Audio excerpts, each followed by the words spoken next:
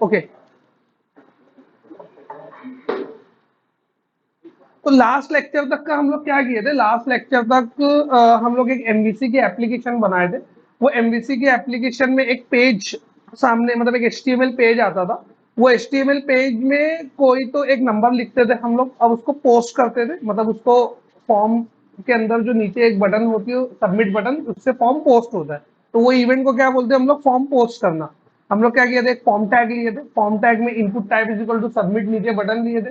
वो submit button पे click करने से जितने भी वो फॉर्म के अंदर इनपुट एलिमेंट रहते थे वो एक यूआरएल पे पोस्ट हो जाते थे या सबमिट हो जाते थे। आम भाषा में सबमिट बोलते हैं हम लोग उसको। तो सबमिट जो हम लोग करते हैं ना, सबमिट दो तरीके से होता है, एक एक तरीके का नाम है गेट और दूसरे तरीके का नाम है पोस्ट। ठीक है, तो ये इसको भी आगे हम लोग पढ़ेंगे। तो लास्ट टाइम हम लोग डिफॉल्ट डिफॉल्ट सबमिशन किए थे, मतलब कोई टाइप स्पेसिफाई नहीं किया। तो बाय डिफॉल्ट जो सबमिशन होता है वो गेट होता है। तो हम लोग क्या किए थे, सबमिट किए थे वैल्यू को।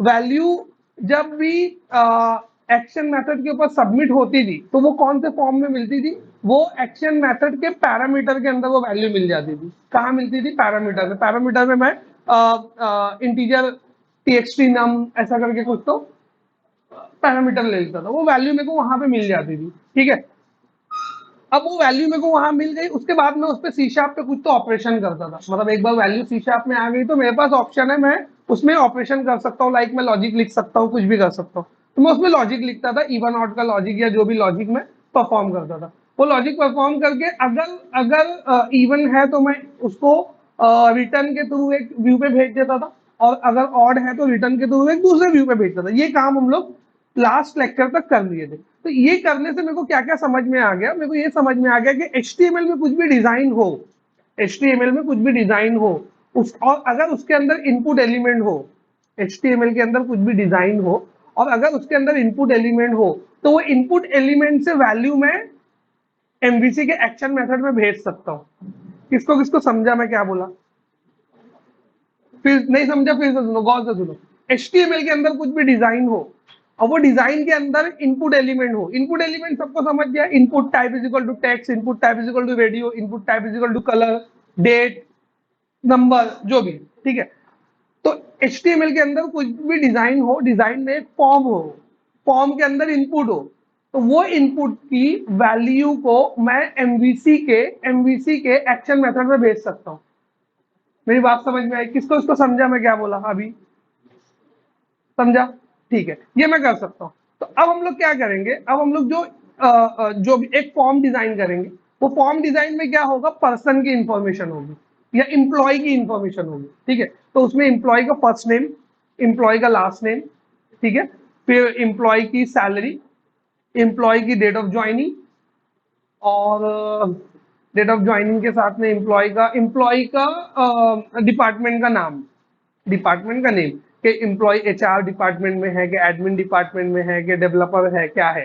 ठीक है, एम्प्लॉय का डिपार्टमेंट का नेम बोल रहा हूँ मैं। ठीक है, एम्प्लॉय के डिपार्टमेंट का नेम हम लोग फिल करेंगे, नीचे एक सेव बटन होगी, उसको क्लिक करेंगे। वो इंफॉर्मेशन हम लोग कहाँ पे लेके जा सकते हैं, एमवीसी के एक्शन मेथड के अंदर। ठीक है, एमवीसी के एक्शन मेथड में वो इंफॉर्मेशन को हम लोग रिसीव करेंगे। तो अभी तक इंफॉर्मेशन कैसी होती थी, अभी तक इंफॉर्मेशन नंबर होती थी तो हम लोग इंटीजर ले लेते थे, स्ट्रिंग होती थी तो स्ट्रिंग ले लेते थे। अब इंफॉर्मेशन पर्सन है तो हम लोग वहां पे एक कस्टम डेटा टाइप बनाएंगे जिसका नाम रहेगा क्लास, जो कि मैं शायद लास्ट लेक्चर में भी इसके बारे में बोला था कि क्लास जो है वो कस्टम डेटा टाइप के जैसा हम लोग यूज करेंगे। फिर वो इन्फॉर्मेशन को हम लोग एक्शन मेथड में सबमिट करेंगे, मतलब पोस्ट करेंगे, वहां रिसीव करेंगे, वहां से रिसीव करके जब वहां रिसीव हो जाएगी फिर वो इन्फॉर्मेशन को ले जाके हम लोग एक ऐसे स्टोरेज पे सेव करेंगे जो प्रोग्राम बंद होने के बाद भी रह जाए। और ऐसा स्टोरेज जो प्रोग्राम बंद होने के बाद भी रह जाए, वो स्टोरेज को हम लोग बोलते हैं परसिस्टेंट स्टोरेज। क्या बोलते हैं, परसिस्टेंट स्टोरेज। दो तरीके का स्टोरेज होता है, एक तो ऐसा स्टोरेज जो रैम पे होता है, जैसे वेरिएबल में मैं कोई वैल्यू को वेरिएबल में स्टोर किया, जो कि हम लोग बहुत बार कर चुके हैं। लेकिन अगर मेरा प्रोग्राम को मैं बंद कर दिया तो वो वैल्यू रहती है क्या, नहीं। प्रोग्राम खत्म तो वो खत्म, तो वो जो स्टोरेज होता है वो वोलाटाइल स्टोरेज होता है, मतलब प्रोग्राम बंद होने के बाद वो तुमको मिलेगा नहीं, खत्म हो जाएगा, टेम्पररी स्टोरेज। ठीक है, टेम्पररी स्टोरेज जो वेरिएबल में हो रहा है। लेकिन ऐसा तो सॉफ्टवेयर में नहीं होता है ना, सॉफ्टवेयर में हमेशा ऐसा होता है कि जो भी डेटा तुम डाले हो, आज जो डेटा डालोगे कल आके ओपन करो तो वो डेटा तुमको दिखना चाहिए। तो वो डेटा को हम लोग को मेरे सॉफ्टवेयर से निकाल के कोई परसिस्टेंट स्टोरेज में सेव करना पड़ता है। अब परसिस्टेंट यहाँ तक समझी बात मैं क्या बोला, यहाँ तक बात समझी, मतलब मेरा प्रोग्राम बंद होने के बाद भी डेटा मेरे को सेव करना है इन शॉर्ट, ठीक है। अब परसिस्टेंट स्टोरेज में डेट के परसिस्टेंट स्टोरेज के लिए ऑप्शन क्या क्या है, मतलब अगर मैं परसिस्टेंट स्टोरेज बोलूं तो मेरे पास क्या क्या ऑप्शन है एज ए परसिस्टेंट स्टोरेज। तो फर्स्ट परसिस्टेंट स्टोरेज ऑप्शन है टेक्स्ट फाइल, मतलब जो डेटा आएगा उसको एक टेक्स्ट फाइल में सेव कर दो। दूसरा परसिस्टेंट स्टोरेज है एक्सेल फाइल। तीसरा परसिस्टेंट स्टोरेज है एमएस एक्सेस की फाइल। चौथा परसिस्टेंट स्टोरेज है मेरा डेटाबेस। तो ये सब क्या है, मेरे पास ऑप्शन है, चाहे मैं टेक्स्ट फाइल में स्टोर करूं, चाहे मैं एक्सेल फाइल में स्टोर करूं, चाहे मैं वर्ड फाइल में स्टोर करूं, चाहे मैं डेटाबेस में स्टोर करूं। मेरी बात समझी मैं क्या बोला। परसिस्टेंट स्टोरेज मतलब ऐसा स्टोरेज जो प्रोग्राम बंद होने के बाद भी तुमको डेटा सेव करके दे। तो उसके लिए अगर ऑप्शन की बात करोगे, तुम बोलोगे ना अपने पास क्या क्या ऑप्शन है, इसके अंदर क्या क्या हम लोग सेलेक्ट कर सकते हैं एज ए परसिस्टेंट स्टोरेज। तो एज ए परसिस्टेंट स्टोरेज में या तो टेक्स्ट फाइल सेलेक्ट कर सकता हूँ, ठीक है, टेक्स्ट फाइल समझ गया ना, नोटपैड की फाइल जो होती है text file. Excel file select कर सकता हूँ, ठीक है। एमएस एक्सेस एक एज ए डेटाबेस यूज होता है, किसको इसको पता, कौन कौन सुना है एमएस एक्सेस का नाम। एमएस एक्सेस ऑफिस का सूट पता है, एक एमएस एक्सेल आता है, एक एमएस वर्ड आता है, एक एमएस पावर पॉइंट आता है, ये सब पता है ना। तो ऐसे एक एमएस एक्सेस भी आता है वही सूट के अंदर, वही सूट में एक एमएस एक्सेस भी आता है। तो एमएस वर्ड किसके लिए यूज होता है, वर्ड डॉक्यूमेंट बनाने के लिए, डॉक्यूमेंट्स के लिए। एमएस एक्सेल किसके लिए यूज होता है, वर्ड शीट बनाने के लिए। अब एमएस पावर पॉइंट किसके लिए यूज होता है, प्रेजेंटेशन, पावर पॉइंट प्रेजेंटेशन बनाने के लिए। वैसे एमएस एक्सेस किसके लिए यूज होता है, डेटा स्टोर करने के लिए टेबुलर फॉर्म में। बात जिसको नहीं पता है तो सुन लो, ऐसा होता है। नहीं देख मेरे पास है नहीं दिखाने के लिए, नहीं तो दिखाने का लाइसेंस नहीं है मेरे पास उसका, तो मेरे पास सिर्फ एक्सेल वगैरह है। एक मिनट देख कर लेना, रहेगा भी तो शायद ओपन नहीं होगा वो। हाँ है ओपन हो रहा है, ये देखो, ये है, ये ऐसा कुछ तो विंडो रहता है, इसमें जाके डेटाबेस बनाते हैं, इसमें इंफॉर्मेशन स्टोर कर सकते हैं। तो जैसे एक्सेल में करते हैं, जैसे वर्ड में करते हैं, जैसे टेक्स्ट फाइल में करते हैं, वैसे इसमें भी करते हैं। तो ये भी एक परसिस्टेंट स्टोरेज का ऑप्शन आता है, बल्कि यहाँ देखोगे तो देखो दिख रहा है ब्लैंक डेटाबेस लिखा हुआ। तो ये एक ऑप्शन है। तो मैं टेक्स्ट फाइल में भी कर सकता हूँ, वर्ड डॉक्यूमेंट में भी कर सकता हूँ, एक्सेल में भी कर सकता हूँ, एक्सेस में भी कर सकता हूँ, और जो सबसे टॉप लेवल की अगर मैं बात करूँ तो मैं एमएस एसक्यूएल सर्वर के डेटाबेस में भी डाल सकता हूँ। तो इतने ऑप्शन है। तो हम लोग ये फ्लो कंप्लीट करेंगे इस बार। हम लोग क्या करेंगे, तो अभी जो प्रोग्राम मैं कराने वाला हूँ ना, उसमें हम लोग इंप्लॉय की इंफॉर्मेशन लेंगे, जो भी इंप्लॉय की इंफॉर्मेशन रहेगी वो अभी फाइनलाइज करेंगे नोटपैड पे लिख के, क्या क्या इंफॉर्मेशन रहेगी। वो इंफॉर्मेशन के लिए एक एचटीएमएल डिजाइन करेंगे। वो इंफॉर्मेशन के लिए हम लोग क्या करेंगे, एक एचटीएमएल डिजाइन करेंगे। वो एचटीएमएल में यूजर जो भी इंफॉर्मेशन लिखेगा वो इंफॉर्मेशन को पोस्ट एक्शन मेथड में सबमिट कर देंगे। वो इंफॉर्मेशन को पोस्ट एक्शन मेथड में हम लोग सबमिट करेंगे। पोस्ट एक्शन मेथड में वो बैग हटा दो, आमिल सेट का बैग है। पोस्ट एक्शन मेथड में जो इंफॉर्मेशन हम लोग सबमिट करेंगे उसको रिसीव करेंगे, फिर सी शार्प के थ्रू जाके उसको टेक्स्ट फाइल में स्टोर कर देंगे। फिर से बोल रहा हूँ, सुनो, हम लोग एचटीएमएल डिजाइन करेंगे, ठीक है। एचटीएमएल डिजाइन करके यूजर क्या करेगा, यूजर को पेज दिखेगा एचटीएमएल का। पेज अभी सबको समझ गया ना, HTML page, text box, submit, ये सब समझ में आता है अभी, ऐसा मैं अज्यूम करता हूँ, ये मेरा भ्रम है ना। तो उसमें कुछ तो वैल्यू लिखेगा यूजर, सबमिट करेगा, ये इंफॉर्मेशन जाके एमवीसी के एक्शन मेथड में जाएगी, वहां मैं उसको रिसीव करूंगा। रिसीव करने के बाद उसको ले जाके टेक्स्ट फाइल में सेव कर दूंगा सी शार्प के कोड के थ्रू। तो इतना काम हम लोग को करना है अभी। तो ठीक है, करने स्टार्ट करते हैं। तो वन बाय वन सबसे पहले मैं फाइनलाइज करूंगा। देखो कोई भी प्रोजेक्ट या कोई भी सॉफ्टवेयर या कोई भी प्रोडक्ट बनाने जाओगे तो सबसे पहले हम लोग को क्या करना होता है, रिक्वायरमेंट फाइनलाइज करना होता है। तो मैं ये जो तुमको एक्सप्लेन किया ना, ये रिक्वायरमेंट थी कि यूजर लिखे और टेक्स्ट फाइल में जाए। ये एक वन लाइनर रिक्वायरमेंट तुमको क्लाइंट देगा। क्या देगा, अपने को ना एक फॉर्म बनाने का, उसमें से जो डेटा रहेगा वो जाके टेक्स्ट फाइल में सेव होना चाहिए। ये रिक्वायरमेंट आ गया। कैसे सेव होना चाहिए, अब ये रिक्वायरमेंट रिफाइनमेंट में आएगा। मतलब सेव होना चाहिए, एक लाइन में सेव होना चाहिए, कॉलम वाइज सेव होना चाहिए, टैब आना चाहिए, क्या आना चाहिए, ये क्या हो गया, ये रिक्वायरमेंट रिफाइनमेंट हो गया। समझ में आ रहा है ना क्या बोलो। तो फर्स्ट तुमको इनिशियल रिक्वायरमेंट मिलती है जब भी तुम कोई प्रोडक्ट स्टार्ट करते हो। इनिशियल रिक्वायरमेंट पे हम लोग क्या करते हैं, इनिशियल रिक्वायरमेंट को हम लोग रिफाइन करते हैं। रिफाइन का मतलब समझता ना, मतलब उसको फर्निश करना और ज्यादा, हाँ ये और क्या हो गया, और इसमें क्या रहेगा, इसमें क्या रहेगा, तो रिफाइनमेंट। तो उसको बोलते हैं, वो प्रोसेस को बोलते हैं हम लोग रिक्वायरमेंट रिफाइनमेंट। तो रिक्वायरमेंट रिफाइन हो जाएगी, रिफाइन होने के बाद एक फाइनल रिक्वायरमेंट बनती है। ठीक है, तो मैं यहाँ पे नोटपैड प्लस प्लस ओपन करता हूँ। सबसे पहली रिक्वायरमेंट क्या रहेगी, इंप्लॉय की क्या क्या इंफॉर्मेशन तुमको स्टोर करना है, ये तुम क्लाइंट से पूछोगे। ऐसा ऐसा कंसिडर करो कि एक बंदा आया तुम्हारे पास, तुम्हारा फ्रेंड है, बोला भाई मेरे को एक पेज बना के दे जिसमें मैं डेटा लिखूं ना, तो एक टेक्स्ट फाइल में जाके सेव हो जाना चाहिए। ठीक है, तो पहला क्वेश्चन तुम उससे क्या करोगे, भाई तेरे को क्या क्या डिटेल इंप्लॉय की सेव करना है, ये तुम पूछोगे एज ए डेवलपर। तो वो यहाँ पे आ जाएगा एम्प्लॉय इन्फो। उसमें फर्स्ट वो बोलेगा कि हर इंप्लॉय को एक आईडी मिलना चाहिए, पहले तो ये। ठीक है, दूसरा दूसरा वो बोलेगा आईडी के साथ में इंप्लॉय, जो जो भी इंप्लॉय है उसका फर्स्ट नेम। क्या किया, लाइट पीवीआर वाला फील चाहिए क्या, first name, last name,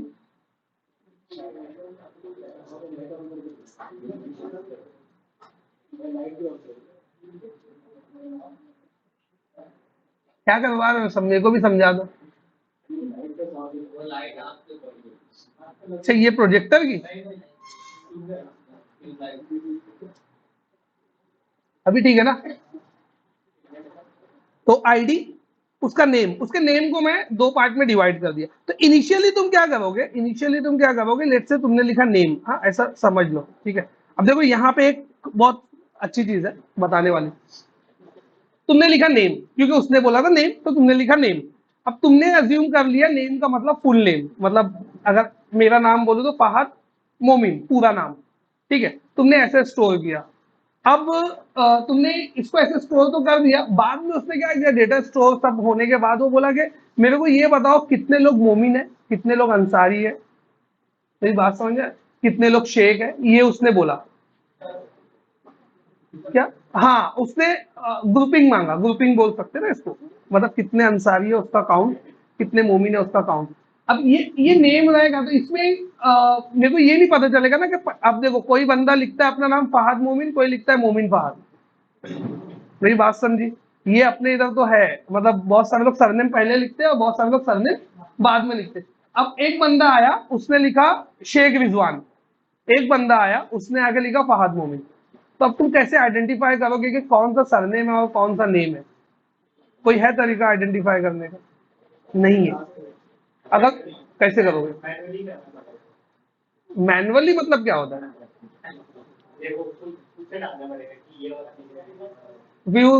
user बोलेगा मेरा डेटा को ऑल्टर कर दिए लोग, तो उसका कोई तरीका ही नहीं है।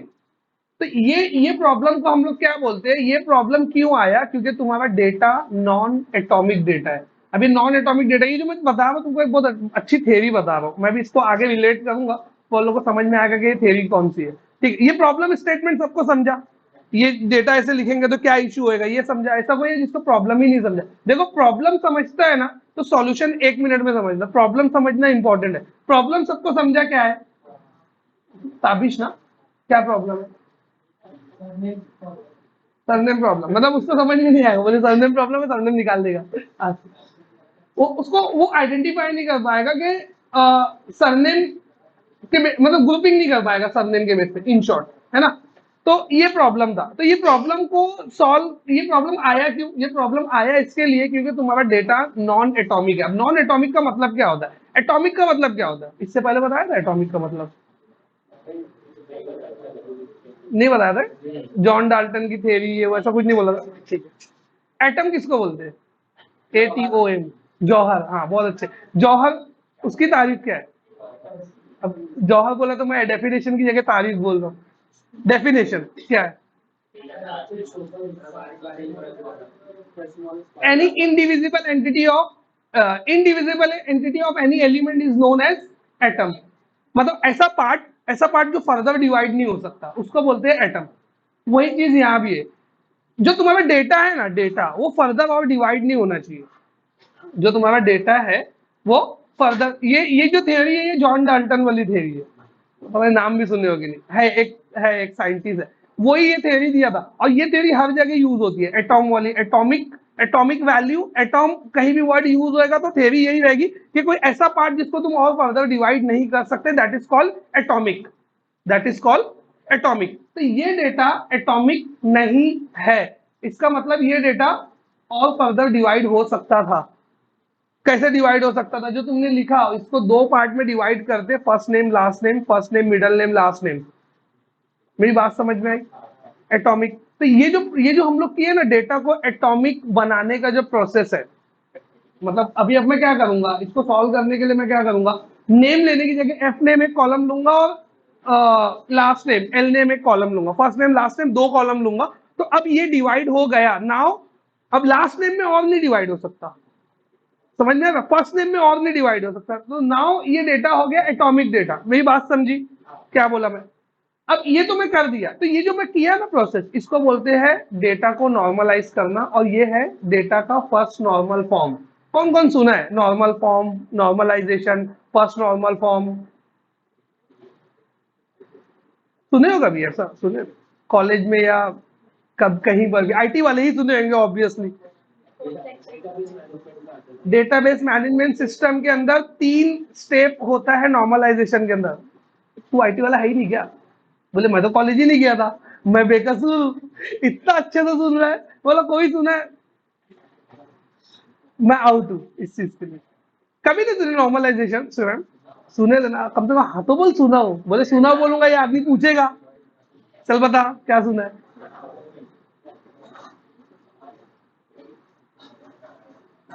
बैठ जाओ बैठ जाओ, पहले ये कर लो।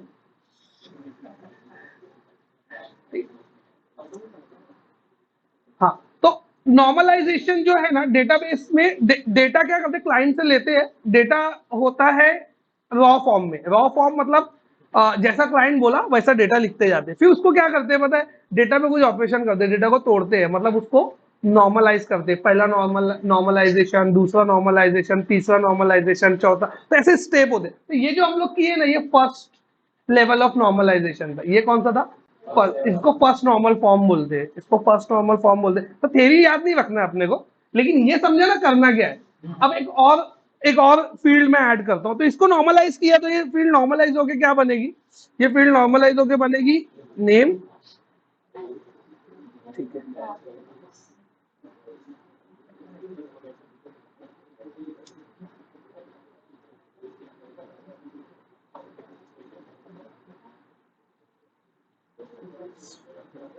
ओके। अब मेरे को बताओ ऐसी और कोई फील्ड है जो नॉर्मलाइज हो सकती है? एकदम परफेक्ट आंसर, एकदम झटके। चलो ठीक है, और तुम आंसर सही था, गलत नहीं है। कैसे होगा एड्रेस नॉर्मलाइज? समझा क्या एड्रेस क्यों नॉर्मलाइजेशन? क्या जरूरत पड़ेगी एड्रेस को नॉर्मलाइज करने की? चलो तुम ही बता दो, बोल दो। हाँ, स्ट्रीट नंबर आएगा उसके अंदर, फिर ये नॉर्मलाइज कैसे करेंगे? स्ट्रीट नंबर आएगा, टैग नंबर आएगा, उसके बाद फिर एग्जैक्टली। अगर तुम एड्रेस पूरा ऐसे भर के लिख देते हो तो तुमको पता ही नहीं चलेगा कौन सा टेक्स्ट पिन कोड है, कौन सा एड्रेस लाइन 1 है, कौन सा लैंडमार्क है। अब मैं तुमको बाद में बोला डेटा को सॉर्ट करो बेस्ड ऑन पिन कोड, 421302 वाले कितने एड्रेस है सब निकाल के बताओ। नहीं रहेगा तुम्हारे पास कोई तरीका, क्योंकि कोई पिन कोड एंडिंग में लिखेगा, कोई पिन कोड बीच में लिखेगा, कोई पिन कोड कहीं और लिखेगा। मेरी बात समझ में आई? लोकेलिटी के हिसाब से तुमको सॉर्ट करना है, लोकेलिटी भिवंडी है वो निकाल के दिखाओ। तो फिर कैसे निकाल के दिखाओगे? लोकेलिटी का सेपरेट डेटा होगा तब ना। तो ये एड्रेस 5-6 फील्ड में डिवाइड हो जाता है। पहला हो जाता है, समझ लो एड्रेस लाइन 1 बोल देते हैं, दूसरा लोकेलिटी हो गया, तीसरा एड्रेस लाइन 2 दे दिया, फिर उसके बाद स्टेट दे दिया, पिन कोड दे दिया, सिटी दे दिया। तो अब जिसके बेस पे लैंडमार्क दे दिया, तो जिसके बेस पे वो डेटा को निकालने के लिए बोलेगा वो हम लोग क्या कर सकते हैं, यहाँ पे निकाल सकते हैं। ये समझा? ये जो मैं तुमको बता रहा हूँ ना, ये एक्चुअल में सॉफ्टवेयर डेवलपमेंट में यूज होने वाली चीज है। जब तुमको कोई टास्क मिलेगा कंपनी में जाके, तो तुमको डेटा जो मिलेगा तो वो तुमको यही बेस पे आइडेंटिफाई करना है कि ये नॉर्मलाइज है नहीं है। फिर तुमको तुम्हारे लीड से डिस्कस करना है कि इसको और नॉर्मलाइज कर सकते हैं। वो बोले क्यों नॉर्मलाइज करना है? फिर तुम बोलोगे अगर इनकेस फ्यूचर के अंदर कभी पिन कोड से डेटा सॉर्ट करने के लिए बोला, कभी लोकेलिटी के हिसाब से डेटा को सॉर्ट करने के लिए बोला, देन उस टाइम पे हम फ्यूचरिस्टिक सोच के अभी से चलते हैं और डेटा को नॉर्मलाइज कर देते हैं। तो डेटा को नॉर्मलाइज किया तो एड्रेस को भी मैं नॉर्मलाइज कर दूंगा। ठीक है, तो मैं अभी फिलहाल एड्रेस निकाल दे रहा हूँ, जस्ट मेरे को एक्सप्लेन करना था, इसके लिए मैंने एड्रेस डाला, क्योंकि अभी एड्रेस रखूंगा तो ज्यादा फील्ड बहुत ज्यादा हो जाएगी। तो एम्प्लॉय का नेम होगा, तो ये नेम हो गया, एम्प्लॉय का आईडी हो गया, उसका ज्वाइनिंग डेट हो गया, उसका डीओबी हो गया, उसका डिपार्टमेंट नेम हो गया। ठीक है, ये इतनी फील्ड मेरे को एम्प्लॉय की स्टोर करना है। स्ट्रिंग हो गया, ये डेट टाइम हो गया, हाँ सैलरी भी ले लेते हैं ताकि तीनों डेटा टाइप कवर हो जाए। क्या बोल रहे हो? डीओबी डेट को ना हम लोग डिवाइड नहीं करते हैं, ये समझो, क्योंकि डेट को क्यों नहीं डिवाइड करते, क्योंकि डेट के लिए ना एक प्रॉपर एसक्यूएल में भी, मतलब जहां हम लोग डेटा स्टोर करने वाले हैं, मेरा टारगेट क्या है अभी, मेरा टारगेट ये है कि ये डेटा जाके एसक्यूएल सर्वर में स्टोर हो या टेक्स्ट फाइल में स्टोर हो। ठीक है, तो अभी टेक्स्ट फाइल के लिए तो ठीक है, तुम जो बोल रहे हो वो डिवीजन कर सकते हैं एक तरीके से, अगर मेरे को अलग अलग कॉलम बनाना है तो, मतलब डेट को इंस्टीड ऑफ वन कॉलम मैं डेट के लिए डी एमएम वाई वाई ये इसको डिवाइड करूंगा। लेकिन जब हम लोग डेटाबेस इन्वायरमेंट में काम करते हैं, लाइक एमएस एक्सेस हो गया या तुम्हारा एसक्यूएल सर्वर हो गया या कोई भी डेटाबेस इन्वायरमेंट में काम करते हैं, तो तुम्हारे पास डॉटनेट के अंदर जो सोर्स है तुम्हारा जहां से डेटा पॉपुलेट होगा, तुम्हारे पास डॉटनेट के अंदर डेट टाइम के लिए एक डेटा टाइप है, और एसक्यूएल के अंदर भी डेट टाइम के लिए एक डेटा टाइप है। तो वो डेटा टाइप से वो डेटा टाइप में वैल्यू डायरेक्टली ट्रांसफर हो जाती है, तो इसके लिए हम लोग उसको तोड़ते नहीं है। इनकेस अगर मेरे को जरूरत पड़ती है तो date time dot year, date time dot month, date time dot hour, date time dot second, समझ रहे हो क्या, ऐसा करके मैं एक्सट्रैक्ट कर सकता हूँ, क्योंकि ऑलरेडी डॉटनेट ने ना तीनों चारों को 6 वैल्यू को डिवाइड करके एक स्ट्रक्चर बना के दिया, that is called date time. तो हम लोग को तोड़ने की जरूरत नहीं पड़ती है, मैं डेट टाइम लिख दिया तो वो खुद ही टूट जाएगा। मतलब वो डेट टाइम लिखने के बाद भी डॉटनेट को समझ जाएगा इसमें 6 वैल्यू है, और 6 वैल्यू को तुम एक्सट्रैक्ट कर सकते हो।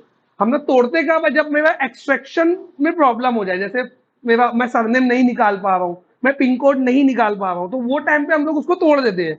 लेकिन ये केस में, डीओबी के केस में क्यों नहीं तोड़ रहा हूं मैं, क्योंकि एक्सट्रैक्शन में प्रॉब्लम नहीं है।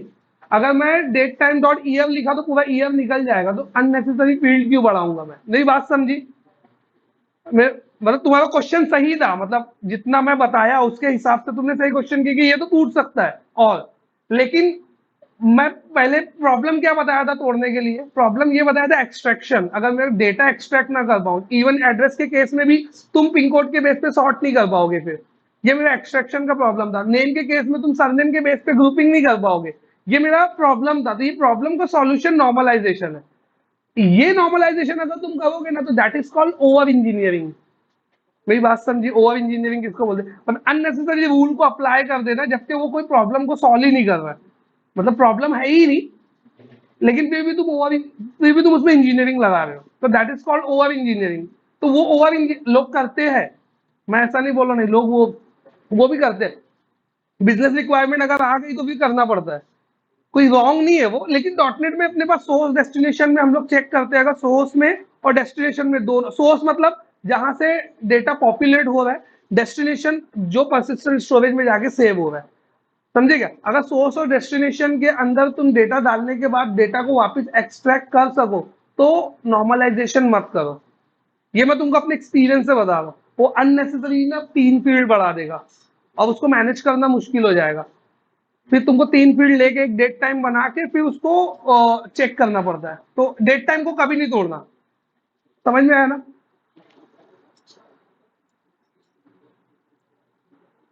ठीक है, ये समझा, इतनी इंफॉर्मेशन मेरे पास हो गई। अब ये इंफॉर्मेशन को के लिए मेरे को क्या करना पड़ेगा, एक डेटा टाइप सबसे पहले बनाना पड़ेगा। क्या करना पड़ेगा? एक डेटा टाइप। तो मैं प्रोजेक्ट स्टार्ट करता हूँ, प्रोजेक्ट स्टार्ट किया, यहाँ पे आगे क्रिएट न्यू प्रोजेक्ट लेके जो एमवीसी एप्लीकेशन हम लोग क्रिएट करते हैं वही एमवीसी एप्लीकेशन क्रिएट किया। टेस्ट इम्प्लॉय, यहाँ पे क्रिएट नेक्स्ट, यहाँ पे आगे एमवीसी सेलेक्ट कर लेना है, क्रिएट प्रोजेक्ट क्रिएट हो गया। एमवीसी का प्रोजेक्ट क्रिएट होगा, सबसे पहले जाके क्या करना है, एक कंट्रोलर बना लेने का और एक पेज डिजाइन कर लेने का, जैसा हम लोग जो फ्लो में काम करते हैं जहां तक आता है वहां तक करते करते चले जाने का। ठीक है, न्यू चीज जहां पे आएगी वहां मैं एक्सप्लेन करता हूँ, ये सब चीज ऑलरेडी हुई है, फिर से बता रहा हूँ वही चीज। तो मेरे को कौन से यूआरएल को वर्केबल बनाना है, एम्प्लॉय स्लैश एड, मेरे को कौन से यूआरएल को वर्केबल बनाना है, एम्प्लॉय स्लैश एड। तो कंट्रोलर क्या क्रिएट करना पड़ेगा,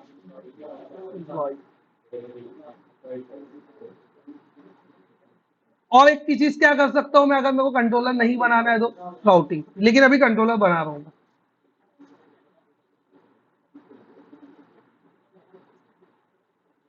तो एम्प्लॉई नाम का मैंने कंट्रोलर बना लिया।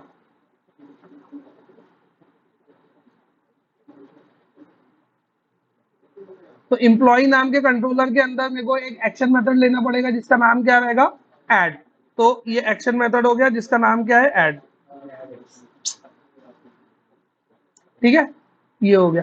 अब इसके लिए एक व्यू ऐड करना पड़ेगा, तो ऐड व्यू।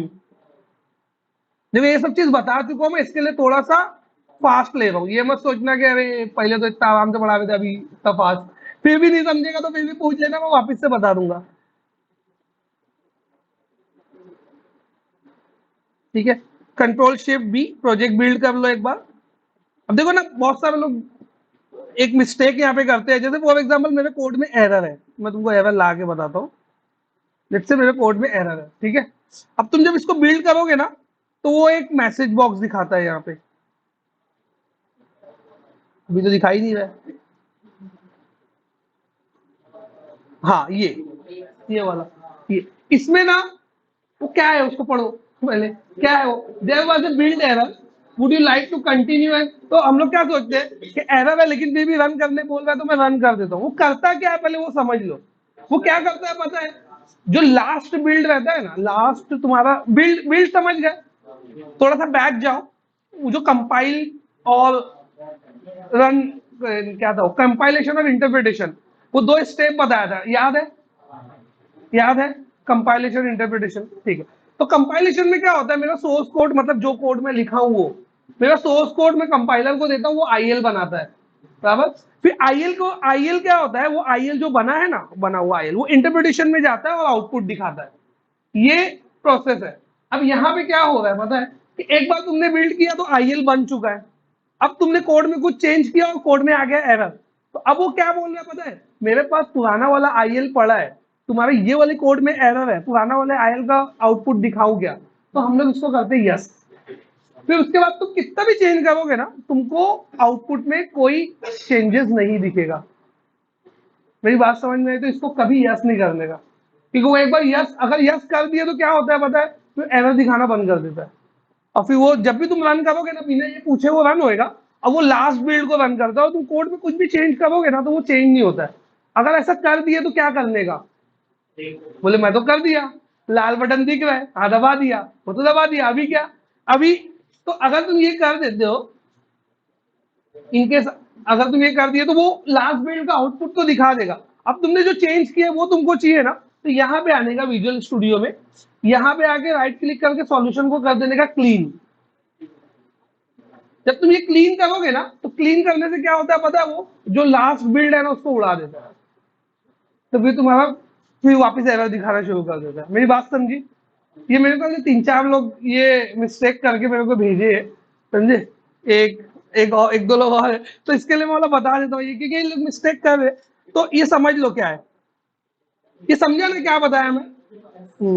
कौन कौन ये फेस किया था सच में, 1 2 3 4। तो ये बहुत कॉमन चीज है। ये वही करेगा जो प्रैक्टिस किया है। इससे समझ में आता है कि तुम लोग प्रैक्टिस कर रहे हो, जो नहीं किया खुश मत हो।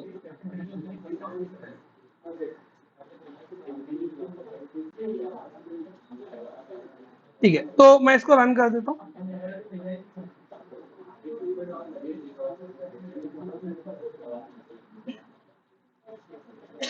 एक और चीज यहाँ पे बता देता हूँ मैं, सिर्फ इसको बंद करता हूँ फिर बताता हूँ। अभी क्या होता है नॉर्मली, ऐसा कंट्रोलर पे तुम्हारा कंट्रोलर वाला विंडो तुम्हारा खुला हुआ है, मतलब ये। और जब तुम इस पे क्लिक करते हो, ठीक है, इस पे क्लिक जब तुम करते हो तो क्या होता है, वो क्या करता है, जो डिफॉल्ट यूआरएल है ना उसको ब्राउजर में ओपन करता है। डिफॉल्ट मतलब कोई कंट्रोलर नहीं, कोई एक्शन नहीं, बराबर। जैसा कि अभी करेगा, देखो किया, यही करता है। लेकिन अब हम लोग क्या करते हैं, यहाँ पे जाते हैं, अपने अपने कंट्रोलर का नाम और अपने एक्शन मेथड का नाम लिखते हैं। तो ये करने से अच्छा क्या करने का पता है, यहाँ पे आने का, ये व्यू को, जो व्यू है ना, जो जिसको ओपन करना है, मतलब जैसे ये ऐड मेरे को अभी रन करना है, तो ये व्यू को ओपन करने का और फिर आगे इसको रन करने का। तो फिर तुमको क्या करना पड़ेगा पता है, यूआरएल लिखना नहीं पड़ेगा। देखो अभी इससे टाइम बचता है और कुछ नहीं। मेरी बात समझी? किसको किसको समझा? समझा ना? ये लिखने में टाइम जाता है ना, तो बच जाता है वो टाइम। ठीक है, ये आ गया ऐड यहां तक का। देखो ये सब चीज, जो चीज मैं अभी बता रहा, तुम लोग बोले कि सब पहले क्यों नहीं बताए, ये मैं तभी बता सकता हूँ जब तुम लोग प्रैक्टिस करोगे।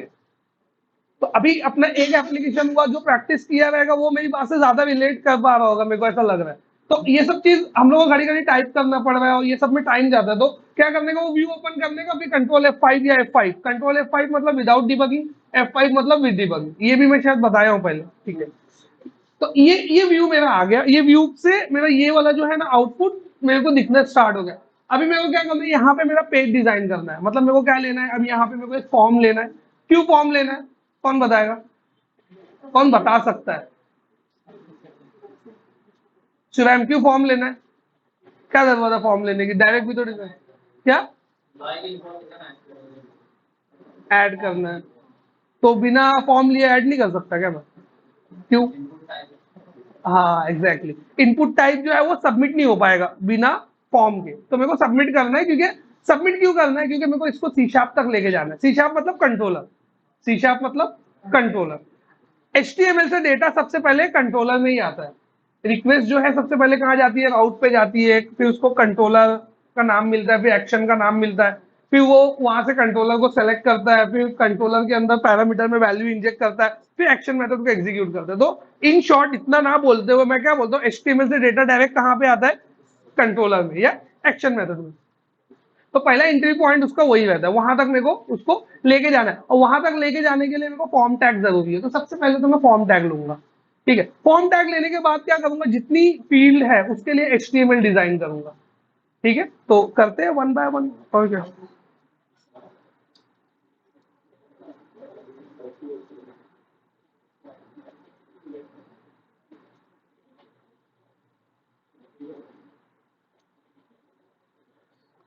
एक्शन, एक्शन में क्या करना है, एक्शन में जो अपने को URL आगे लेना है ना, जो जहां पे अपने सबमिट करवाएंगे उसका नाम लिखना है। तो एम्प्लॉय में सेव एम्प्लॉय करके मैं एक आगे बनाऊंगा, अभी बनाया नहीं हूं, एक एक्शन मेथड आगे बनाऊंगा।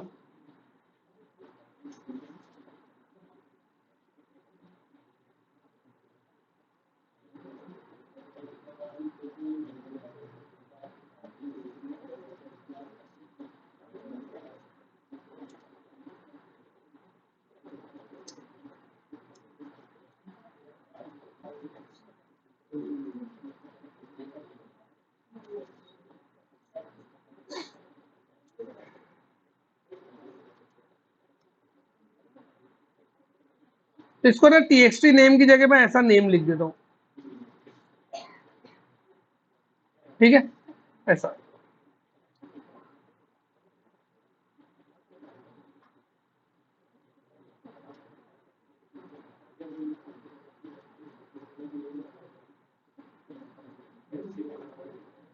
आ ही नहीं रहा ऑप्शन में।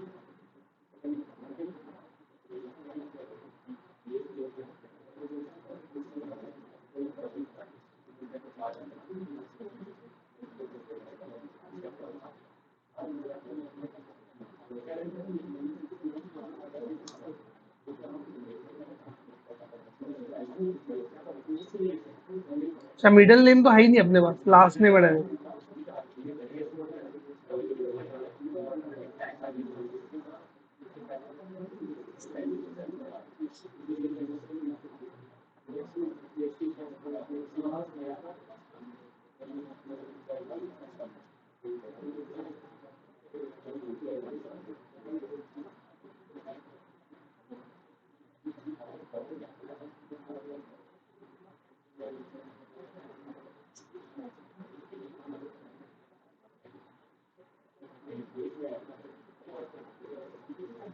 अभी एक चीज और बता दो यहाँ पे, अभी ये आ रहा है ना ऐसा आगे पीछे, इसको कैसे सही कर लूँ? क्या? नहीं, CSS से भी आसान चीज, first name last name department, first name last name depart DOB।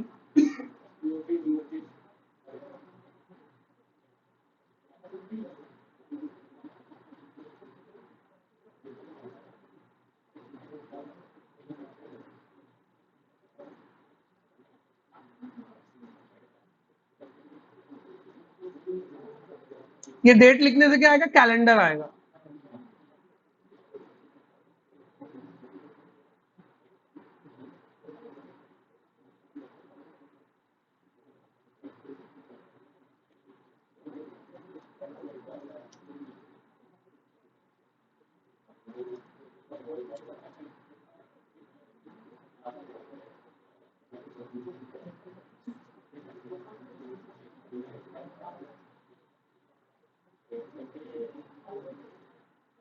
ठीक है, देखो यहाँ पे एक चीज बता रहा था, तो ये अभी कैसा आ रहा है, डिजाइन मेरे को सही नहीं लग रहा है, तो इसको सही करने के लिए क्या करते हैं हम लोग, एक पहले क्या होता था, पहले मतलब इनिशियली क्या होता था कि हम लोग सीएसएस से इसको मार्जिन पैडिंग ये सब देते थे, ये ओल्ड तरीका था।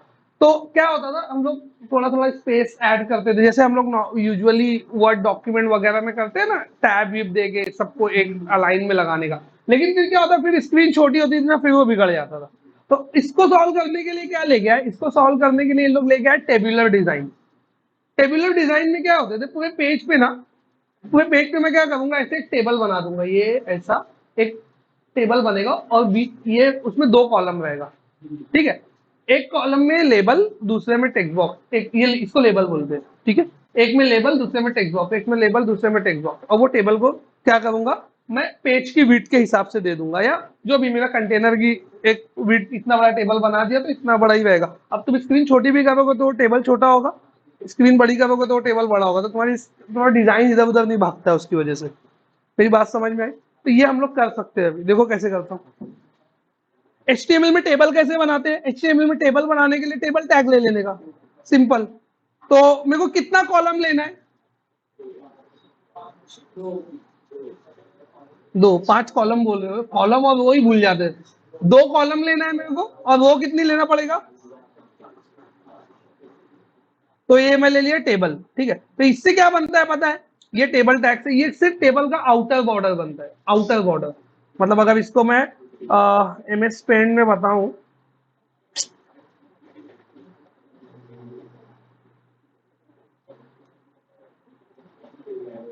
तो लाइक ये ऐसा बनता है, पहले टेबल टैग लिखने से ये ऐसा बनता है, ठीक है। फिर इसके अंदर, टेबल के अंदर हम लोग क्या लिखते हैं, टेबल के अंदर हम लोग लिखते हैं TR। तो TR लिखने से क्या बनता है, TR लिखने से इसके अंदर एक ऐसे रो बनती है, ठीक है। देखो मैं थोड़ा थोड़ा गैप छोड़ रहा हूँ। फिर TD लिखने से क्या होता है, TD लिखने से इसके अंदर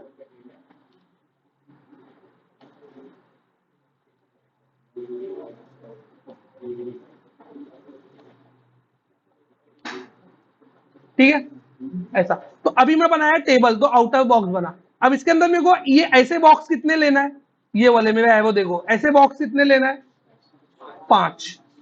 ये समझा कि ये वाला बॉक्स, इसको समझा, ये समझा। तो ऐसे 5 बॉक्स लेना है, तो 5 बार उसको पेश करूंगा, तो वो बॉक्स बनता है TR से। जो आउटर बॉक्स है वो बनता है TD से, सॉरी, आउटर बॉक्स बनता है टेबल से। टेबल के अंदर जो, इसके अंदर जो जो बॉक्स बनेगा वो बनेगा TR से। इसके अंदर जो बॉक्स बनेगा छोटी छोटी, वो बनेगा TD से। तो कितना TR लेना है मेरे को,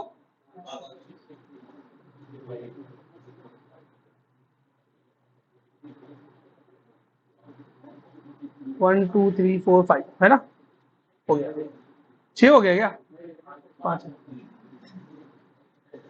इसके अंदर क्या करना है, एक के अंदर मेरे को क्या करना है, अब ये देखो ये बॉक्स बन गया, ये वाला। अब मेरे को ये बॉक्स के अंदर कितने छोटे छोटे बॉक्स लेना है, 3, सॉरी मेरे केस में 2, मेरे केस में 2, क्योंकि मेरे को 2 कॉलम लेना है। तो ये बॉक्स बनता है TD से, टेबल डिवीजन। ये TD एक, दूसरा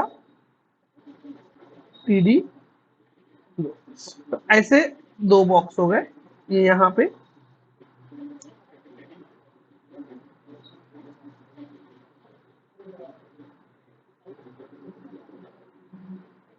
अब इसके अंदर क्या करता हूँ, कुछ वैल्यू लिख देता हूँ जस्ट तुमको समझने के हिसाब से। इसमें लिखा 1, इसमें लिखा 2, इसमें लिखा 3, इसमें लिखा 4, 5, 6, 7, 8, 9, 10। इसको करते हैं सेव और देखते हैं आउटपुट में क्या दिखता है। दिख रहा है ऐसा, एकदम एडजेसेंट, ये टेबल है लेकिन एकदम एडजेसेंट दिख रहा है। अब इसको क्या करो, इधर पे आने का, width is equal to 50%, 50% of what, your screen.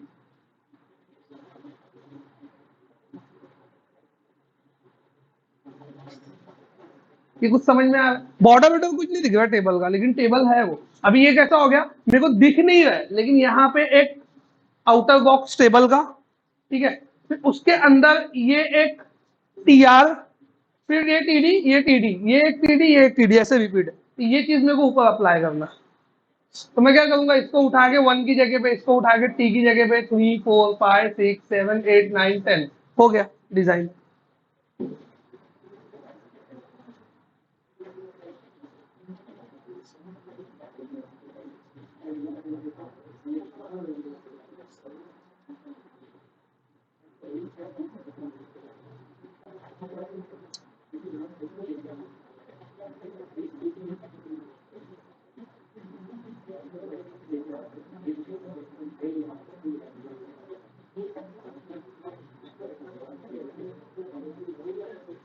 ये देखो सेव करता हूं, एक डिजाइन देखो, लग रहा है ये सही।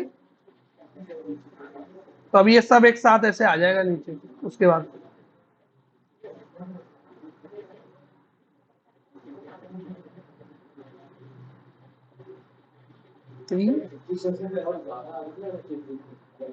क्या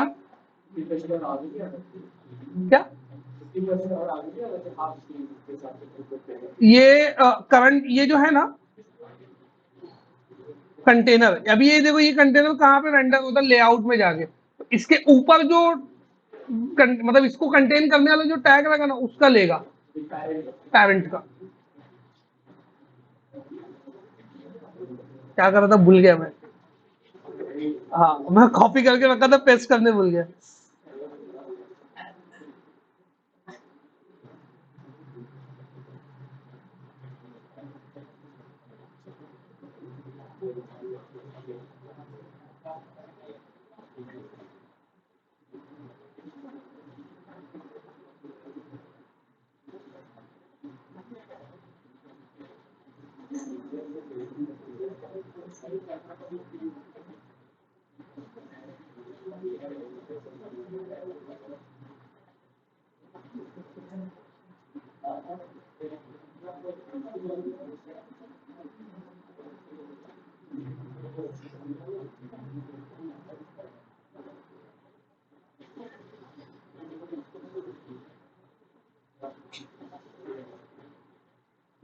अब एक जो अ, एक टीआर मेरे को इसके लिए भी लेना पड़ेगा, वो मैं बताता हूँ कैसे।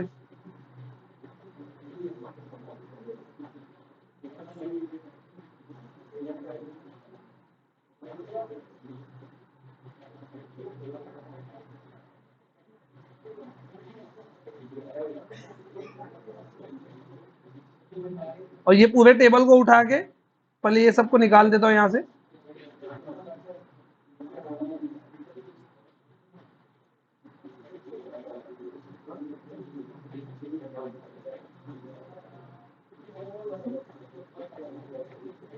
ठीक है, ये हो गया डिजाइन प्रॉपर। अब इसमें टेबल में मार्जिन छोड़ सकते हो, स्पेसिंग डाल सकते हो, वो सबके पीछे अभी मैं जान नहीं हूँ, मैं जस्ट थोड़ा सा सही दिखे इसके लिए तुमको बता देता हूँ, ऐसे डिजाइन होता था। फिर ये भी हो गया ओल्ड अप्रोच, ये भी हो गया ओल्ड अप्रोच डिजाइनिंग में। नेक्स्ट अप्रोच जो आया that is called responsive design. उसके लिए यूज होता है, इसके बाद यूज होता था मीडिया क्वेरीज रेस्पॉन्सिव डिजाइन के लिए। फिर उसके बाद अब जो एकदम लेटेस्ट अप्रोच है वो है तुम्हारा बूटस्ट्रैप वगैरह जो यूज होता है, ग्रिडिंग सिस्टम जिसको बोलते हैं, वो हम लोग पढ़ेंगे वो बूटस्ट्रैप वगैरह आगे, वो सब डिजाइन में। फिलहाल मैं तुमको जस्ट एक इंट्रो दे दिया कि ये पहला पार्ट अपना रहेगा जो डिजाइनिंग में अपन कुछ किए हैं, बाकी इससे पहले तो मैं कभी कुछ नहीं किया डिजाइनिंग में, ठीक है। और मैं ज्यादा डिजाइनिंग पे टच भी नहीं करता क्योंकि यूआई डिजाइनिंग और यूआई डिजाइनर और यूआई डेवलपर ये दो अलग अलग होते हैं। तो जो हम लोग फुल स्टैक में टारगेट करते हैं ना, हम लोग होते हैं डेवलपर ना कि डिजाइनर। तुमको पूरा HTML कोई और UI डिजाइनर बना के देगा, उसको ला के तुमको व्यू में पेस्ट करना पड़ेगा। तुमको पूरा डिजाइन कोई और बना के देगा, उसको ला के तुमको अपने व्यू में पेस्ट करना पड़ेगा। तो उस पर ज्यादा फोकस नहीं करेंगे हम लोग, और तुम लोग भी उसका फिराक छोड़ दो, कि अच्छा मैं फूल पत्ती लगाऊंगा, ये वो सब बाद में।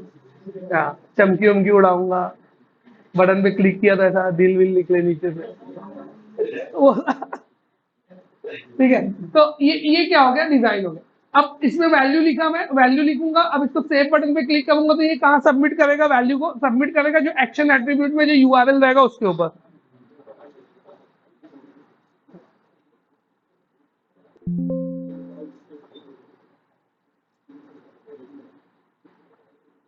तो मैं यहाँ पे कुछ तो वैल्यू लिख देता हूँ।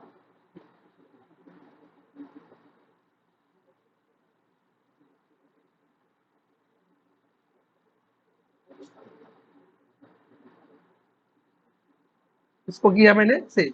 जैसे ही मैं इसको सेव करूंगा तो यूआरएल देखो क्या बन गया, एम्प्लॉय कंट्रोलर में सेव एम्प्लॉय नाम का एक्शन मेथड ढूंढ रहा है जिसके अंदर वो first name, last name, department name और डीओबी, डीओजे ये वैल्यू को इंजेक्ट करेगा। लेकिन ऐसा कोई भी एक्शन मेथड नहीं है, इसकी वजह से उसने क्या बोला 404। 404 का मतलब क्या हुआ, नॉट फाउंड। 404 का मतलब क्या हुआ, नॉट फाउंड। अगर 404 बोलेगा तो समझ जाना उसको एक्शन मेथड नहीं मिल रहा है। 403 बोलेगा तो समझ जाना एक्शन मेथड मिला लेकिन एग्जीक्यूट करने की परमिशन नहीं है। और 500 बोलेगा तो ये समझ जाना एक्शन मेथड मिल गया, एग्जीक्यूट करने की परमिशन भी है, एग्जीक्यूट करने गया लेकिन तुम्हारा कोड में कोई एक्सेप्शन आ गया तो तब क्या बोलेगा 500, 500 और 500.01। तो ये है, ठीक है। तो अभी 404 का मतलब हुआ कि नहीं मिल रहा है, इसका मतलब बनाना पड़ेगा एक्शन मेथड। तो मैं यहाँ आके एक एक्शन मेथड बना लेता हूँ।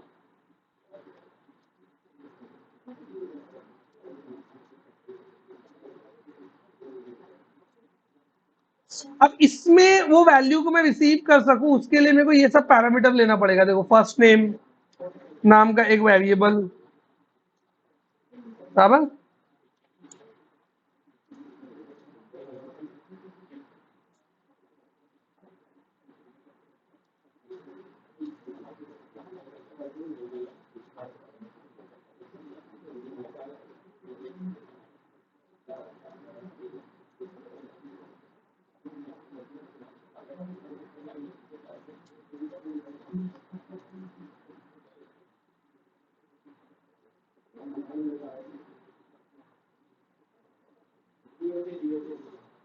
नहीं मैं लिख दिया था, बस चेक कर रहा था मैं। अब देखो जब भी तुम्हारा कोड है ना ऐसा हो जाए कि एक सिंगल स्क्रीन पे तुमको दिखे नहीं, तुमको राइट स्क्रॉल करने की जरूरत पड़ रही है ये वाला, तो हमेशा कोड को क्या करने का, चॉपर कर देने का। इसको क्या बोलते हैं, कोड को चॉपर मारना। तो इसको ऐसा कर देने का, चॉप कर देना। चॉप समझता है ना, तो कोड में इसको भी चॉपर बोलते हैं। तो अब ये कैसा हो गया, ये हो गया तुम्हारा एक, तुमको कभी भी ऐसा राइट स्क्रॉल करने की जरूरत नहीं पड़ना चाहिए ताकि तुम जब किसी को कोड फोटो खींच के भेजो तो वो राइट स्क्रॉल में ना आए। मेरी बात समझी, ये क्यों, ये मतलब बहुत सारे लोग ऐसी गलती करते हैं, वो कोड आगे तक चले जाता है, बोले फोटो ही नहीं आ रहा है, वो कोड स्क्रॉल करना पड़ेगा, फिर वीडियो बना के भेजते हैं स्क्रॉल करके। तो ऐसा कोई जरूरत नहीं है। तो ये ऐसा भी तुम कर सकते हो।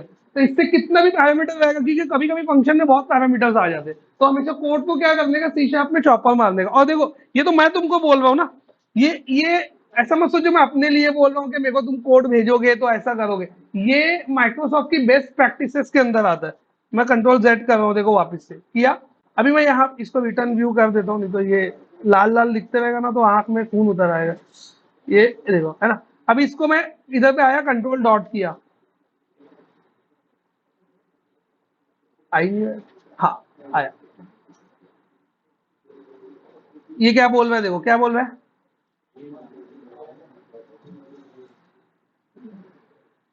तो ये अगर मेरी बोली होती तो विजुअल स्टूडियो ऐसा ऑप्शन नहीं देता। ये सबूत है। मेरी बात समझ में आई, क्या किया मैं, राइट क्लिक रैप करेगा वो पूरा एक देखो अलाइन भी कर दिया उसने। मैं तो थोड़ा और गंदे तरीके से किया था, ये अभी थोड़ा और सही दिख रहा है, एकदम अलाइन प्रॉपर। तो ये माइक्रोसॉफ्ट बेस्ट प्रैक्टिसेस के अंदर आता है कि जब भी तुम्हारे कोड को कभी ये अपना हॉरिजॉन्टल स्क्रॉल बार की जरूरत नहीं पड़ना चाहिए। राइट स्क्रॉल करने की जरूरत कभी तुम्हारे कोड को नहीं पढ़ना चाहिए, तो हमेशा कोड को ऐसे लिखना है। तो तुम कोई भी बड़े डेवलपर का कोड देखोगे ना, मतलब किसी को कोई रहेगा पहचान में कभी, तो तो उस टाइम पे तुम कोड देखना, उसका कोड तुमको ऐसे दिखेगा, राइट स्क्रॉल में कभी नहीं जाएगा वो तुमको कोड, हमेशा तुमको चॉपर मारा हुआ दिखेगा, इसको चॉपर मारना होगा, तो कोड पे चॉपर मारा हुआ रहेगा प्रॉपर से, कोड पूरा अलाइन रहेगा, पैरामीटर स्क्रॉल कर करके नहीं पढ़ना पड़ेगा। अभी मेरे को कैसा स्क्रॉल करके देखना पड़ता है ना, डीओजे डीओबी ये सब, तो ये सब नहीं होना चाहिए। बात समझ में आई? ये समझा? ठीक है। अब ये एक्शन मेथड में वो वैल्यू आ जाएगी, तो मैं इधर पे डिबग लगा देता हूँ, कंट्रोल शिफ्ट बी कर देता हूँ, इसको स्टॉप करना पड़ेगा वापस से, कंट्रोल शिफ्ट बी।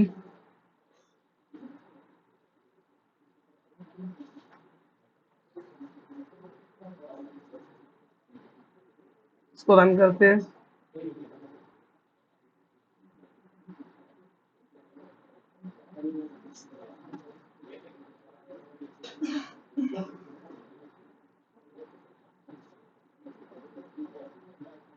अब मैं प्रॉपर वैल्यू डालता हूँ उसके अंदर, उसको सबमिट करता हूँ। अगर वो एक्शन मेथड सही में कॉल हो जाएगा तो डिबगर पॉइंट वहां पे आएगा, चल ही नहीं रहे तो मैंने फर्स्ट नेम डाला मेरा नेम, लास्ट नेम डाला मेरा नेम, डिपार्टमेंट डाला मैंने आईटी,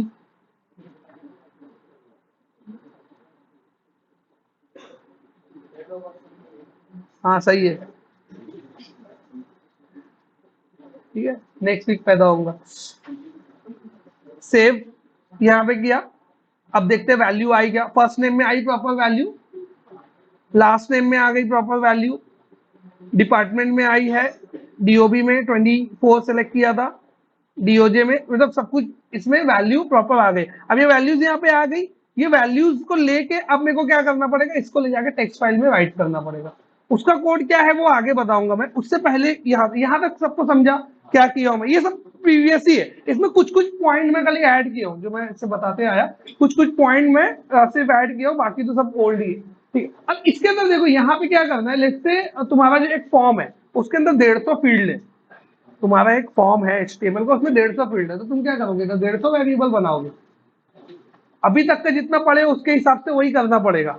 तो हम लोग क्या करते हैं, इंस्टेड ऑफ पासिंग 150 वैल्यूज, अब ये भी देखो यहाँ पे एक और प्रॉब्लम होगा 150 वैल्यू की वजह से, ये जब हम लोग सबमिट करते हैं ना तो ये यहाँ दिखता है, देखो इसको मैं आगे बढ़ा देता हूँ,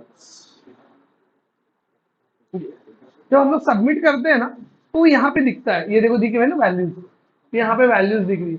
जब तुम लोग 150 वैल्यूज को यूआरएल के थ्रू सबमिट करने का ट्राई करोगे तो यूआरएल बनेगा बहुत बड़ा, और यूआरएल की एक लिमिट होती है, उससे बड़ा यूआरएल वर्क ही नहीं करता ब्राउजर में, तो वहां पे तुमको ब्राउजर रोक देगा। मेरी बात समझ में आई, प्रॉब्लम क्या होएगा? अब लोग एक साथ उधर देखने लगे, मैं भी देख लगा क्या हुआ,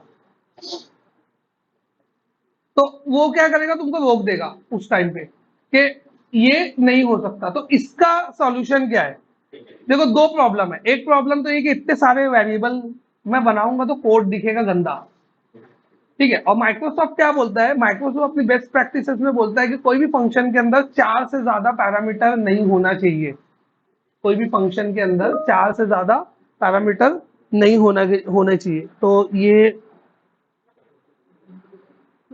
दूसरे लोग का मैसेज भी मेरे को नहीं लगा। तो अब यहाँ पे अगर मैं देखूं तो क्या है, 1 2 3 4 5 तो यही हो गया, तो 4 से ज्यादा मैं पैरामीटर नहीं ले सकता हूँ, ये माइक्रोसॉफ्ट बेस्ट प्रैक्टिसेस बोल रहा है। तो इसका सॉल्यूशन क्या है, अब मेरे पास 150 फील्ड है तो मेरे को 150 वेरिएबल क्रिएट करना पड़ेगा यहाँ पे, वो 150 वेरिएबल अगर मैं यहाँ पे क्रिएट किया तो माइक्रोसॉफ्ट की बेस्ट प्रैक्टिसेस टूटेगी, है ना। एक प्रॉब्लम ये हो गया, तो इसको प्रॉब्लम समझा सबको क्या है, हाँ सॉल्यूशन मैं बताता हूँ थोड़ी देर में। दूसरा प्रॉब्लम क्या है, दूसरा प्रॉब्लम यूआरएल वाला, अगर वो 150 वैल्यू यूआरएल में गई और यूआरएल ही नहीं चला तो यहाँ तक तो आने का सवाल ही नहीं उठता, वो यूआरएल ब्राउजर से यूआरएल कुछ वैल्यू को ट्रंकेट कर देगा और कुछ वैल्यू यहाँ पे ना लाने लगेगी, मतलब पहुंचेगी नहीं यहाँ तक, तो दूसरा प्रॉब्लम है। तो ये जो दूसरा प्रॉब्लम है इसका सॉल्यूशन है कि अगर कोई ऐसा तरीका हो यूआरएल में वो वैल्यू ऐड किए बिना वो वैल्यू यहाँ तक आ जाए, तो वो उसका सॉल्यूशन बन जाएगा। मेरी बात समझी? दूसरे प्रॉब्लम का सॉल्यूशन ये है कि वैल्यू एक्शन मेथड में सबमिट करने के लिए मैं वो वैल्यू को यूआरएल में ऐड किए बिना एक्शन मेथड तक अगर पहुंचाऊं तो दूसरा प्रॉब्लम सॉल्व हो जाएगा। किसको किसको समझा क्या बोला? नहीं समझा? फिर से सुनो, गौर से सुनो, फिर से सुनो। प्रॉब्लम क्या था? प्रॉब्लम ये था कि टेक्स्ट बॉक्स में जो भी वैल्यू मैं लिखूंगा उसको अगर मैं सबमिट करूंगा, अब मेरे पास टेक्स्ट बॉक्स है 150, ठीक है, 150 टेक्स्ट बॉक्स है, उसके अंदर मैं वैल्यू लिखा, अगर मैं उसको सबमिट किया तो ये ऑल वैल्यू यूआरएल में मिल रही है, बराबर। अब यूआरएल में मिलने की वजह से यूआरएल हो जा रहा है बहुत बड़ा, कुछ ब्राउजर्स बड़े यूआरएल को सपोर्ट नहीं करते, तो उसकी वजह से क्या होगा, बड़े यूआरएल को सपोर्ट नहीं करते तो उसकी वजह से क्या होगा, कुछ वैल्यू ट्रंकेट हो जाएगी और कुछ वैल्यू नहीं पहुंच पाएगी एक्शन मेथड तक। ये प्रॉब्लम है।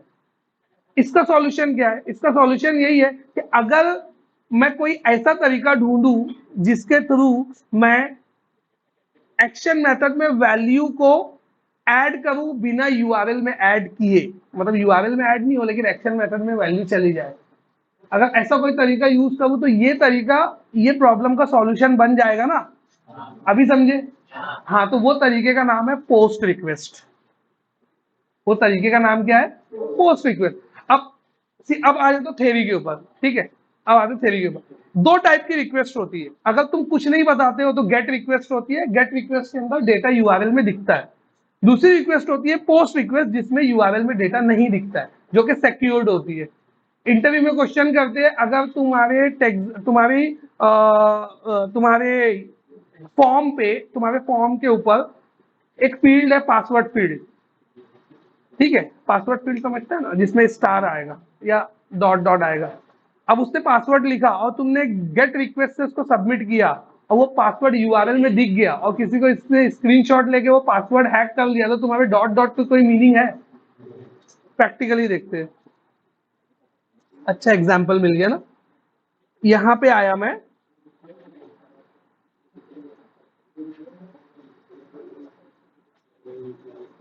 इसको ना फर्स्ट पे लेता हूं।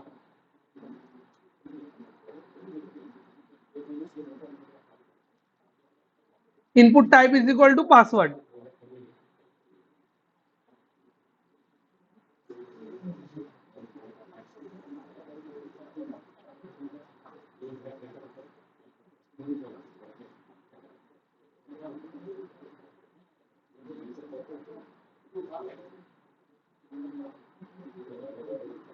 ठीक है, ये है पासवर्ड, ठीक है, यहां पे मैंने लिखा ये पासवर्ड और यहां पे मैंने कुछ तो वैल्यू लिखा,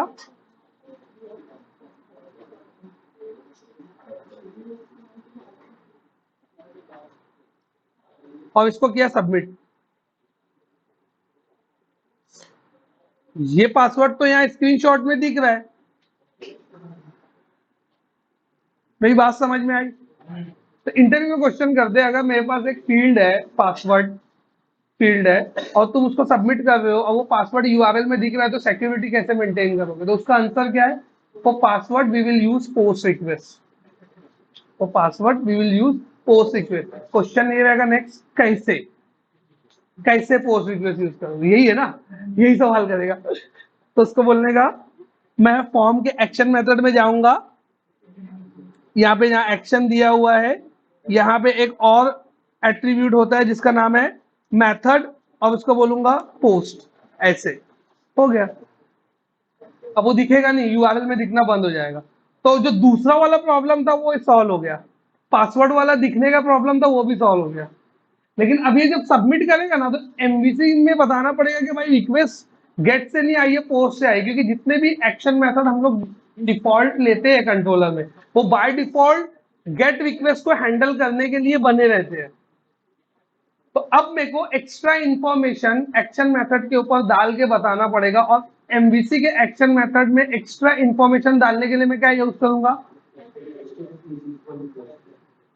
नहीं, मेरा क्वेश्चन दूसरा था, तुम लोग कुछ अलग बोले। फिर से सुनो, एमवीसी के एक्शन मेथड में मेरे को एक्स्ट्रा इंफॉर्मेशन डालना है तो मैं क्या यूज करूंगा?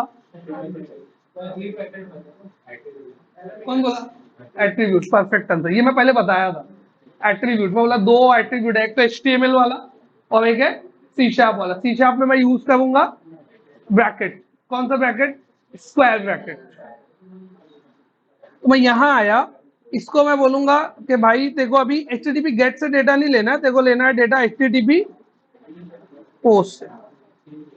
अब ये हो गया HTTP पोस्ट,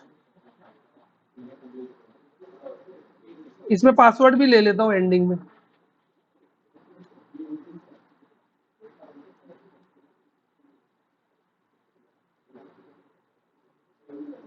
ठीक है, अब देखो पहला प्रॉब्लम जो था उसका सॉल्यूशन तो मिल गया मेरे को। अभी इसको मैं रन करता हूं वापिस से। अभी इसको रन किए, रन करके अब मैं डेटा लिखूंगा। डेटा लिखने के बाद उधर पासवर्ड लिखूंगा, तो कोई भी डेटा मेरे को पहले तो यूआरएल में नहीं दिखेगा। क्यों? क्योंकि मैंने रिक्वेस्ट यूज की है पोस्ट। अब पोस्ट को वहां हैंडल करने के लिए हम लोग क्या यूज करते हैं? HTTP post attribute. क्या यूज करते हैं? HTTP post attribute. तो देखो डेटा, अभी मैंने पासवर्ड लिखा, मेरा नेम लिखा,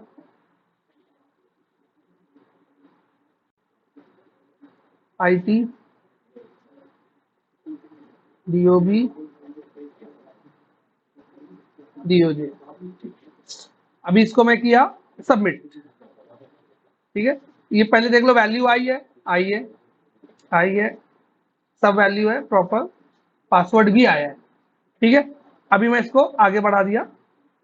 दिख रहा है यूआरएल में कुछ नहीं, क्योंकि पोस्ट रिक्वेस्ट सिक्योर है। तो वो सेकंड वाला प्रॉब्लम, यूआरएल लेंथ वाला प्रॉब्लम सॉल्व हो गया। किसको इसको समझा यहाँ तक? एकदम क्लियर कर, एकदम एकदम स्लो ले रहा हूं मैं, कोई ऐसा चीज नहीं। अगर फिर भी नहीं समझेगा तो फिर भी पूछो। ठीक है, यहां तक तो मेरे को आ गया मेरा। अब दूसरा प्रॉब्लम क्या था? माइक्रोसॉफ्ट बेस्ट प्रैक्टिसेस वाला। माइक्रोसॉफ्ट क्या बोलता है? अच्छा इधर समझा ना यहाँ तक? हाँ, अब दूसरा प्रॉब्लम क्या था? माइक्रोसॉफ्ट बेस्ट प्रैक्टिसेस वाला। माइक्रोसॉफ्ट बेस्ट प्रैक्टिसेस में क्या बोलता है कि 4 पैरामीटर से ज्यादा नहीं होना चाहिए। पैरामीटर किसको बोलते हैं हम लोग? पैरामीटर हम लोग बोलते हैं ये जो फंक्शन के अंदर ये हम लोग लेते हैं ना, इसको हम लोग पैरामीटर बोलते हैं। तब इसमें कितने पैरामीटर है? 1 2 3 4 5 6 पैरामीटर है। 6 पैरामीटर ये फंक्शन के अंदर है। अब माइक्रोसॉफ्ट बोल रहा है 4 से ऊपर नहीं रहना चाहिए। तो यहाँ पे कौन सा ऐसा कंसेप्ट मैं यूज कर सकता हूँ जिसके अंदर मैं डेटा को सिंगल यूनिट में बाइंड करूंगा? कौन बता बोलने वाला? कौन बता था? बोले इनकैप्सुलेशन है। Encapsulation, wrapping up of data into single unit. तो मेरे को क्या करना पड़ेगा? इसके लिए लेना पड़ेगा एक क्लास। इसके लिए क्या करना पड़ेगा? लेना पड़ेगा एक क्लास। तो वो क्लास जो है ना, मैं एक स्पेसिफिक फोल्डर में लूंगा, ये वाले फोल्डर में। तो मैं लिया यहाँ पे एक क्लास।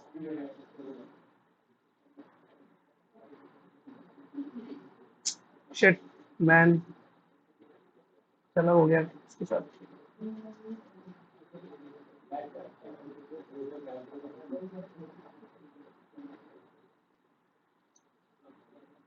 Add class.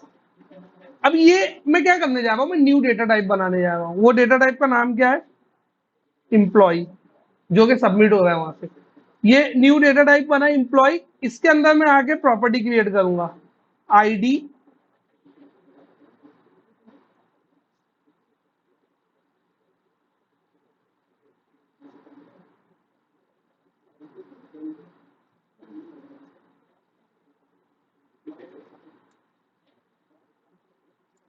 प्रॉपर्टी यहाँ पे मैं क्रिएट करूंगा। जो जो वेरिएबल थे उसके लिए, सबके लिए प्रॉपर्टी बना रहा हूं मैं। String first name, string last name,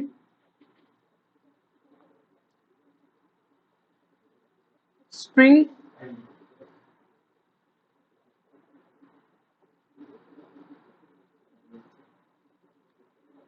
department name, department name सही है।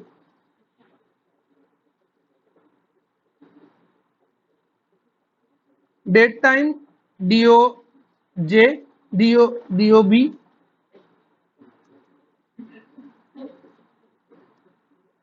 डेट टाइम DOJ,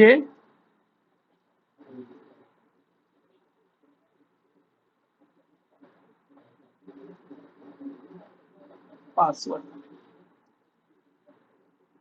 इसको कर दो डिलीट। ठीक है, क्लियर है? ये वेरिएबल क्रिएट कर दिया, जो जो नाम का था वो वेरिएबल। अब यहाँ पे आके जहां से इसको कट किया था, यहाँ पे आके ये एम्प्लॉय का, ये एम्प्लॉय क्लास है, इसका एक ऑब्जेक्ट डाल दिया यहाँ पे। अभी देखो एम्प्लॉय क्लास है, अब एम्प्लॉय क्लास बोल रहा है, ये एरर क्या बोल रहा है, एम्प्लॉय क्लास, मेरे को पता नहीं कि एम्प्लॉय क्लास क्या है। क्यों नहीं पता इसको? क्योंकि एम्प्लॉय क्लास कौन से नेम स्पेस में है, टेस्ट एम्प्लॉय डॉट मॉडल, और मेरा कंट्रोलर कौन से नेम स्पेस में है, टेस्ट एम्प्लॉय डॉट कंट्रोलर। तो दूसरे नेम स्पेस की फाइल को तुमको अपने करंट नेम स्पेस में यूज करना है, तो उसके लिए अपने को लिखना पड़ता है यहाँ पे यूजिंग वो नेम स्पेस का नेम। तो वो अपने नेम स्पेस का नेम क्या, टेस्ट एम्प्लॉय डॉट मॉडल्स। जैसी मॉडल लिखा देखो एम्प्लॉय पता चल गया, उसको एरर चला गया। किसको किसको समझा, फिर से देखो, चलो एम्प्लॉयज को पता नहीं था, अब तो एम्प्लॉय क्लास कहाँ पे है, एम्प्लॉय क्लास है टेस्ट एम्प्लॉय डॉट मॉडल के अंदर। मैं कंट्रोलर कहाँ पे लिख रहा हूँ, मैं कंट्रोलर लिख रहा हूँ मेरे टेस्ट एम्प्लॉय डॉट कंट्रोलर में। तो एक नेम स्पेस से दूसरे नेम स्पेस की फाइल को एक्सेस करना है, तो उसके लिए हम लोग क्या लिखते हैं, यूजिंग। तो मैं यूजिंग में आगे यहाँ पे क्या लिखा, सिस्टम, सॉरी सिस्टम नहीं, टेस्ट एम्प्लॉय डॉट मॉडल्स।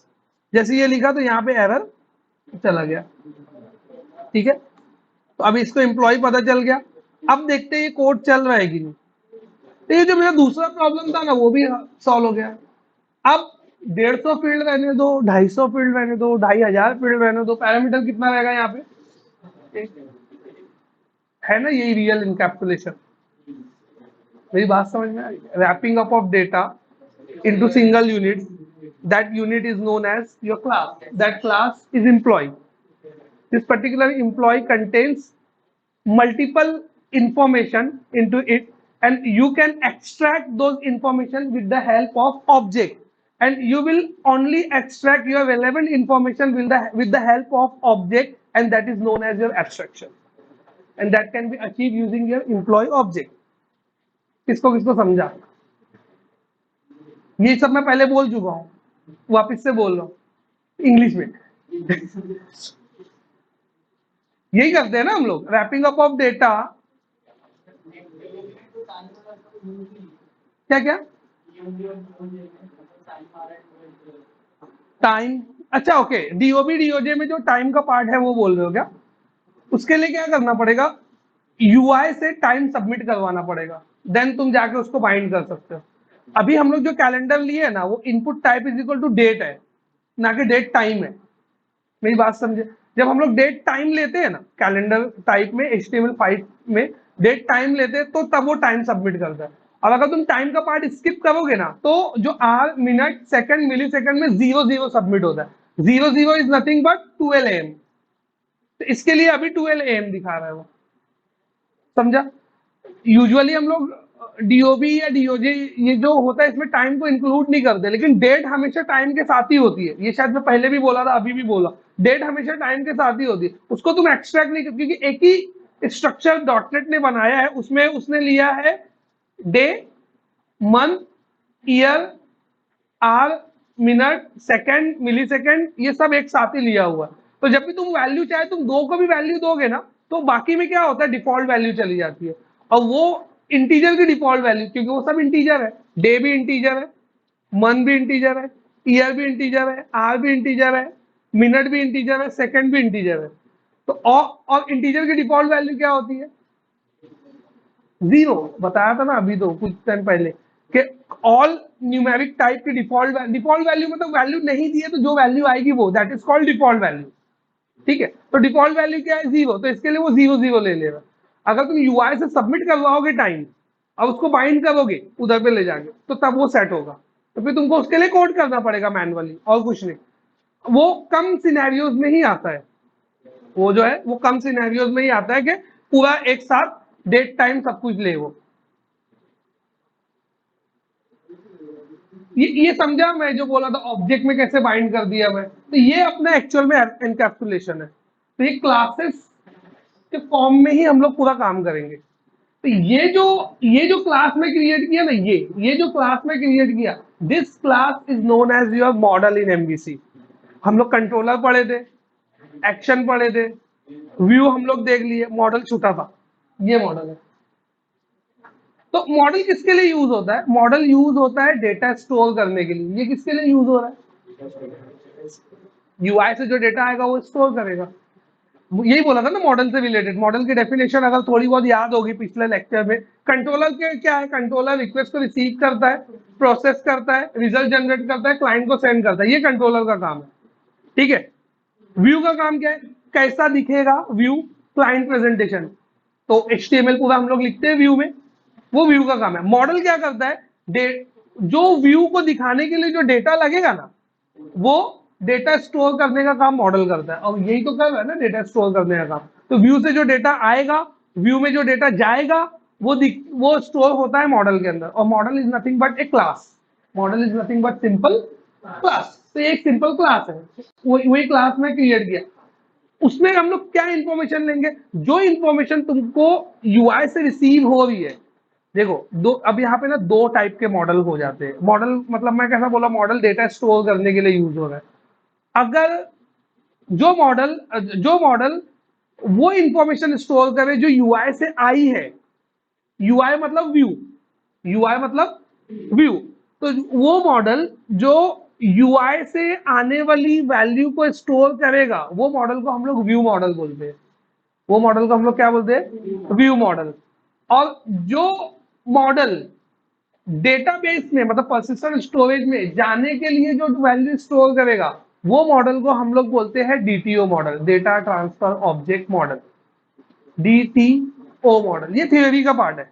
ये आगे तुमको लाइफ में कभी भी यूज होगा। जैसे तुम्हारा मैनेजर बोलेगा अरे उधर पे डीटीओ मिसिंग है ना, एक डीटीओ बनाएगा तो काम हो जाएगा। तो अपने समझना चाहिए डीटीओ मतलब क्या होता है। DTO is nothing but data transfer object model. मेरी बात समझी? डीटीओ। और बोलेगा अरे व्यू मॉडल लेना पड़ेगा ना, अभी जैसे ऑलरेडी बना पेज है, तुमको बोला इसके अंदर एक और एक फील्ड डालना है तेरे को, और वो वैल्यू इधर दिखना चाहिए। तो इसका मतलब क्या हुआ? तुमको एचटीएमएल में चेंज है, फील्ड डालना है, यूआई में मतलब एचटीएमएल में चेंज है, वहां जाके डाल दोगे input type equal to text extra. वो इन्फॉर्मेशन आगे तुमको मॉडल में भी रिसीव होना चाहिए, तो व्यू मॉडल में आगे तुम चेंज करोगे। मॉडल तो ये भी है, लेकिन कहाँ चेंज करोगे? व्यू मॉडल में। मेरी बात समझी? तो वो मॉडल जो यूआई से वैल्यू लेके स्टोर कर रहा है, that is known as your view model. वो मॉडल जो डेटाबेस से मैप है, that model is known as your DTO. मेरी बात समझी? समझा ये यहाँ तक? ठीक है। अब इसको पोस्ट करता हूँ, पोस्ट करके देखते हैं इन्फॉर्मेशन कैसी दिख रही है। तो मैं इसको रन कर दिया।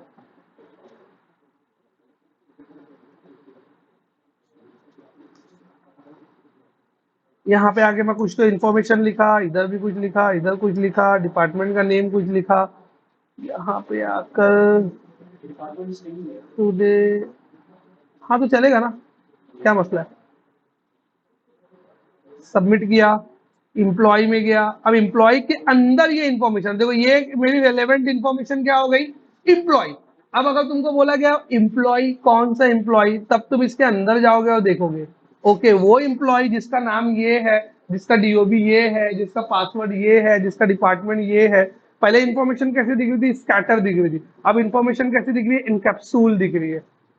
मेरी बात समझ में आई? दो वर्ड यूज होता है, स्कैटर। स्कैटर समझता है ना? हाँ, छितरी हुई मतलब छितरा दिया वो। ठीक है वो। तो स्कैटर दिख रही थी, और अब दिख रही है इनकैप्सूल। मतलब ये एक एक ऑब्जेक्ट में इनकैप्सूल हो गई है इतनी इन्फॉर्मेशन। तो जितनी भी इन्फॉर्मेशन रहेगी सब दिखाएगा वो वहां पे। मेरी बात समझी यहाँ तक? अब ये इंफॉर्मेशन यहाँ तक पहुंच गई। अब ये कहाँ जाना चाहिए? टेक्स्ट फाइल में राइट होना चाहिए। अब ऐसा समझ लो मैं कंपनी में काम कर रहा हूँ, ठीक है, और मेरे को आता नहीं है कि डेटा फाइल में कैसे राइट करते हैं। ठीक है, एक लाइन का कोड है, मैं बता सकता हूँ, लेकिन मैं तुमको जो चीज बता रहा हूँ वो कुछ और है। मेरे को नहीं पता, मेरे को मालूम नहीं है कि डॉटनेट के अंदर फाइल में डेटा कैसे राइट करते हैं। तो या तो मैं चैट जीपीटी यूज करूंगा, है ना, और वो अगर नहीं चलेगा या तो मैं गूगल करूंगा। तो मैं गूगल बता देता हूँ, क्योंकि बहुत सारी जगह चैट जीपीटी चलता नहीं, बहुत सारे यूजर का भी चैट जीपीटी नहीं चलता। यहाँ पे कौन कौन है जिसका चैट जीपीटी चलता है?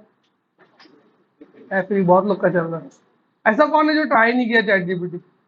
एक दो तीन, अरे कर लो, अच्छी चीज है। मैं तो, मेरे को कोई नहीं रहता बात करने को तो उससे ही पूछते हुए तो आलतू फालतू सवाल। कयामत कब आएगी, उसका भी बीच में एक क्वेश्चन दिया था कयामत कब आएगी, तो वो सूरज निकाल के दिखा रहा था मेरे को, ये सूरज में है, ये है, वो है। तो अच्छा है वो, ऐसा नहीं। तो मैं तुमको गूगल का तरीका बता देता हूँ। ठीक है, तुम गूगल पे जाओगे, देखो गूगल करना ये भी एक ट्रिक है, मतलब ये भी तुमको एक्चुअल में आना चाहिए। क्या चीज करना है और मिल जाए तो क्या चीज कहाँ पे ऐड करना है। मोस्ट ऑफ टाइम क्या करो, जैसे जो डॉटनेट के कोड्स है ना, वो स्टैक ओवरफ्लो से अवॉइड करो। स्टैक ओवरफ्लो किसको पता है, स्टैक ओवरफ्लो, स्टैक ओवरफ्लो। ठीक, स्टैक ओवरफ्लो एक वेबसाइट है, नहीं पता है तो सुन लो। स्टैक ओवरफ्लो एक वेबसाइट है जहां पे लोग अपने प्रॉब्लम डालते हैं, जैसे जैसे फॉर एग्जांपल ये कुछ काम कर, इसको एरर आ गया मुजम्मिल भाई को, तो ये क्या करेगा, क्वेश्चन डाल देगा कि मैं ये कर रहा था, ये मेरा कोड है, मेरे को ये प्रॉब्लम आ रहा है, ये मेरा एरर का स्क्रीनशॉट है, कोई तो मेरी हेल्प करो। फिर वहां पे कुछ तो हम लोग आएंगे, अपना अपना आंसर देंगे, फिर ये भाई वो आंसर्स को, और कोई वेरीफाई नहीं करेगा वो आंसर सही है कि गलत है, वो इसको ही करना पड़ेगा वेरीफाई। ये इसकी वजह से मैं अवॉइड करने बोल रहा हूँ। मोस्ट ऑफ टाइम मिल जाता है, ऐसा नहीं, ऐसा बहुत सिंपल है जो मैं भी करने जा रहा हूँ, तो ये तो मिल ही जाएगा। लेकिन कभी कभी कैसा होता है पता है, बहुत मतलब मैं खुद फेस किया हूँ ये चीज, इसके लिए बता रहा हूँ। वो लोग सॉल्यूशन दे देते हैं, वो कोई वेरीफाई तो करता नहीं वो सॉल्यूशन, और तुम वो सॉल्यूशन में तुम्हारा टाइम बहुत ज्यादा वेस्ट हो जाता है। तुम वो सॉल्यूशन इंप्लीमेंट करते हो, सॉल्यूशन इंप्लीमेंट करने के बाद तुमको पता चलता है कि वो सॉल्यूशन चल ही नहीं रहा। अब अगर तुम एक अच्छे नागरिक हो आईटी सिटी के, तो तुम जाके वो कोर्स के नीचे कमेंट डालोगे कि this solution is not working, comment में तुम लिख दोगे। लेकिन मोस्ट ऑफ लोग को क्या पड़ी, बोले मेरा टास्क कंप्लीट होना चाहिए, तो वो छोड़ देते हैं लोग ऐसा। तो बहुत सारे लोग उसको ट्राई करते हैं और बहुत सारे लोग टाइम वेस्ट करते हैं। तो बेटर क्या है, बेटर क्या है, बेटर है ऑफिशियल डॉक्यूमेंटेशन में सर्च मारो। माइक्रोसॉफ्ट का डॉक्यूमेंटेशन आता है, माइक्रोसॉफ्ट के डॉक्यूमेंटेशन में सर्च मारने का, उससे क्या होता है तुमको पता है, माइक्रोसॉफ्ट जो कोड रिकमेंड करता है ना, वो कोड तुमको मिलता है, ना कि कोई निब्बा डेवलपर कहीं पे बैठ के जो आंसर देगा वो तुमको मिलता है। फर्क हो गया ना, स्टैक ओवरफ्लो पे कोई भी आके आंसर देता है, तो वो कोई भी, तुम नहीं, हो सकता है बहुत बड़ा डेवलपर भी हो, वो मैं ऐसा उंगली नहीं उठाने को बोल रहा हूँ, लेकिन ये भी तो हो सकता है ना कोई निब्बा हो जो कहीं से कोड उठा के डाल दिया हो। वो कोड उठा के तुम अपने प्रोजेक्ट में डाल लेते हो, गंदगी। समझे क्या, क्या?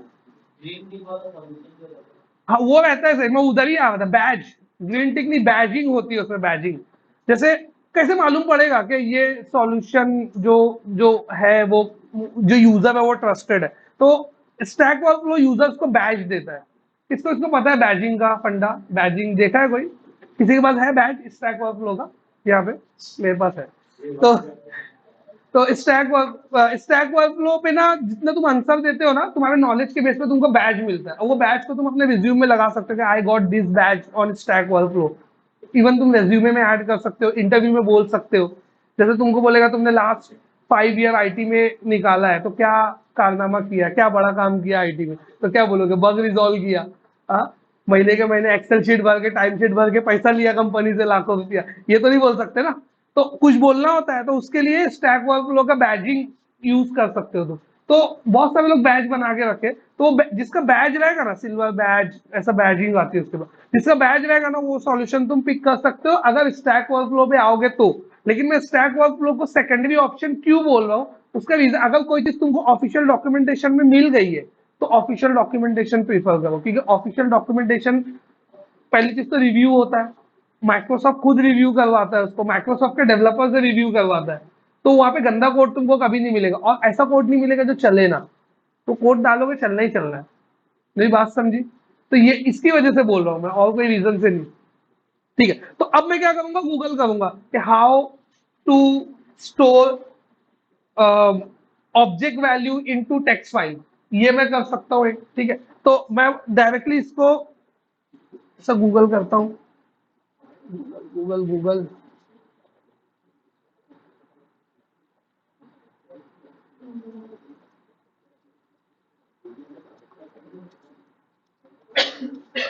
इन सी शार्प। ठीक है, हाउ टू राइट। ठीक है,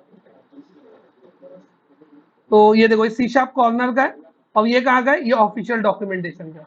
ये देख लो, ये कहाँ का है, ये भी अच्छा है, सी शार्प कॉर्नर भी अच्छा है, but still official documentation prefer करूंगा मैं। तो ये यहाँ पे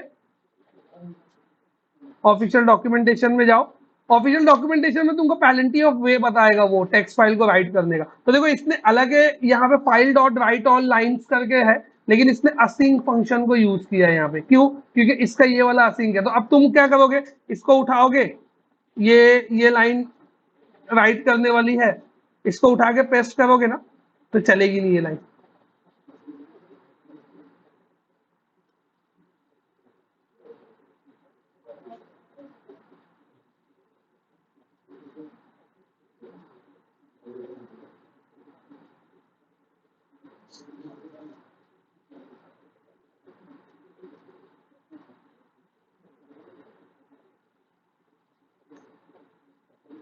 ये देखो नहीं चल रही, ये एरर देगा।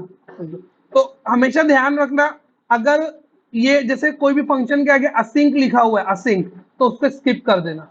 अभी के लिए उस पर स्किप कर देना। तो ये नहीं चलेगा। ये कब चलेगा? अगर तुम्हारा ये फंक्शन भी असिंक रहेगा तब चलेगा। तो वो एक अलग कंसेप्ट है। जब तक मैं असिंक अवेट का टॉपिक नहीं टच करता हूँ तो उसको हम लोग अभी के लिए इग्नोर करेंगे। तो ऑफिशियल डॉक्यूमेंटेशन में देखो यहाँ पे आया है। और ये क्यों ऑफिशियल डॉक्यूमेंटेशन में ऊपर है? क्योंकि माइक्रोसॉफ्ट रिकमेंड करता है कि एवरी तुम्हारा एक्शन मेथड जो है वो असिंक मोड में बनाओ। ऐसा माइक्रोसॉफ्ट तुमको रिकमेंड करता है, लेकिन अभी हम लोग उस पर नहीं जा रहे हैं। दिया है कि नहीं कोई तरीका ढंग का?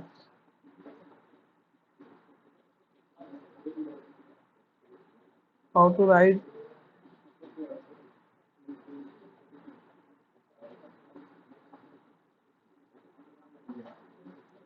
यहाँ से आगे ये निकाल। मैं वो ढूंढ रहा था कि बिना असिंक वर्ड वाला मिल जाए, तो इसके लिए मैं असिंक वर्ड खुद ही निकाल दिया उसके अंदर। तो जो भी असिंक वाला रहेगा ना, असिंक वर्ड निकाल दोगे तो वो नॉन असिंक वाला बन जाएगा। खाली एंडिंग से तुमको असिंक वर्ड को कट कर देना। अगर इनकेस असिंक मिलता है, अगर ये भी फॉर एग्जाम्पल तुमको ये सॉल्यूशन नहीं समझ में आता है, तो ये सी शार्प कॉर्नर वाला चेक कर लेते। मैं चेक नहीं किया, मैं डायरेक्ट तुमको बता रहा हूँ। ये है टेक्स्ट, ये ओल्ड वाला मेथड बताया है इसने स्ट्रीम से। देखो ये एकदम सिंपल मेथड है, मैं तुमको बताता हूँ। यहाँ पे तुमको क्या करना है, फाइल करके एक क्लास है, फाइल करके एक क्लास है। फाइल के जितने भी ऑपरेशन रहेंगे ना, वो सब वही क्लास से होते हैं। माइक्रोसॉफ्ट क्या करता है, माइक्रोसॉफ्ट तुमको ना बहुत सारा कोड ऑलरेडी करके दे देता है। तो कोई भी चीज को फाइल में राइट करना ये बहुत कॉमन टास्क है। तो तो माइक्रोसॉफ्ट ने क्या किया, उसको तुमको एमएफसी के फॉर्म में दे दिया। एमएफसी याद है? हाँ। तो तुमको, अब वो एमएफसी को हम लोग एमएफसी नहीं बोलते, वो एमएफसी को हम लोग क्या बोलते हैं, फ्रेमवर्क की लाइब्रेरीज। एमएफसी को हम लोग क्या बोलते हैं दूसरे वर्ड में, फ्रेमवर्क की लाइब्रेरी। तो फ्रेमवर्क की लाइब्रेरी के फॉर्म में तुमको दे देता है। तो फ्रेमवर्क की लाइब्रेरी में एक क्लास है जिसका नाम है फाइल। वो किसके लिए यूज होती है, वो क्लास यूज होती है फाइल ऑपरेशंस करने के लिए। अब फाइल ऑपरेशंस किसको बोलते हैं? अगर तुमको फाइल क्रिएट करना है, न्यू फाइल, फाइल क्रिएट करना है, फाइल रीड करना है, फाइल में कुछ राइट करना है, फाइल को डिलीट करना है, मेरी बात समझ में? फोल्डर क्रिएट करना है, फोल्डर मतलब डायरेक्टरी, फोल्डर क्रिएट करना है, तो उस फोल्डर का एग्जिस्टेंस चेक करना है। तो ये दो चीज के लिए दो क्लासेस यूज होती है। एक क्लासेस का नाम है फाइल और दूसरी क्लास का नाम है डायरेक्टरी। एक क्लास का नाम है फाइल और दूसरी क्लास का नाम है डायरेक्टरी। अभी यहाँ मेरे को क्या करना है, फाइल में राइट करना है। तो file dot right, right all text, ऐसा करके तो कुछ तो फंक्शन है। तो देखो यहाँ पे मैं अगर राइट ऑल लाइन दिया, ये चेक कर लेता हूं मैं, file dot right all text, ये राइट ऑल टेक्स्ट के अंदर जो भी तुम स्ट्रिंग फॉर्म में टेक्स्ट को पास करोगे ना, वो यहाँ पे ले लेगा। तो इसका देखो, इसका टू ओवरलोडेड फॉर्म है, टू ओवरलोडेड फॉर्म। ठीक है, तो एक एक में क्या बोल रहा है, पाथ बताओ, कंटेंट बताओ, क्या कंटेंट है वो स्ट्रिंग फॉर्म में बताओ, और एनकोडिंग बताओ। एनकोडिंग क्यों बताने की जरूरत पड़ेगी? अगर तुमको टेक्स्ट फाइल में उर्दू, चाइनीज, समझे क्या, नॉन इंग्लिश कैरेक्टर्स राइट करना, तो अभी मेरी ऐसी कोई रिक्वायरमेंट नहीं है, तो मैं इसको स्किप करूंगा और फर्स्ट वाले पार्ट के ऊपर चला जाऊंगा। तो पाथ जो भी रहेगा वो फाइल कहाँ बनना चाहिए वो बताना पड़ेगा, और फिर उसके बाद कंटेंट। तो फाइल कहाँ बनना चाहिए वो स्ट्रिंग फॉर्म में बता दूंगा मैं बोला सी ड्राइव के अंदर टेम्प नाम का एक फोल्डर रहेगा, उसके अंदर पहले देख लूँ सी ड्राइव में है क्या।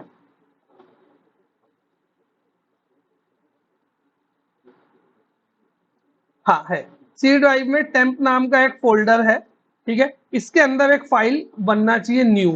तो इसके अंदर एक फाइल बनना चाहिए जिसका नाम रहेगा employee underscore data dot txt, ये फाइल का नेम बनेगा, ठीक है। और उसमें कंटेंट कहाँ से आएगा, तो अभी फिलहाल के लिए मैं ऐसा टेस्ट बोल देता हूँ, टेस्ट, मैं कोई कुछ डाल नहीं हो, टेस्ट कंटेंट ऐसा करके डाल दूँ। ये प्रॉब्लम को कैसे सॉल्व करेंगे, कौन बता सकता है, खाली हाथ उठाए, कौन बता सकता है ये स्लैश वाले प्रॉब्लम को।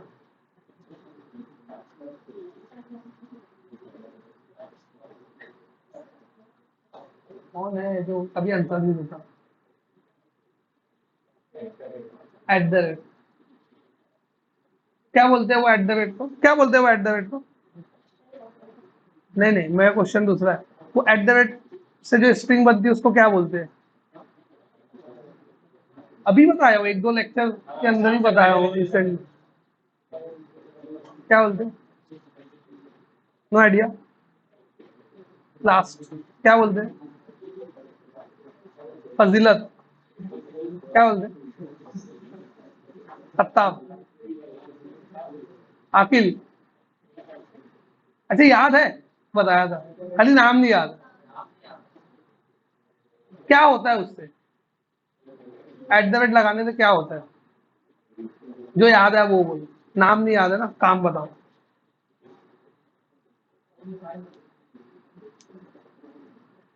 माफ करना मालिक, वो भी नहीं याद है, हमको नहीं पता था, वो भी पूछ लोगे हमसे। असरार,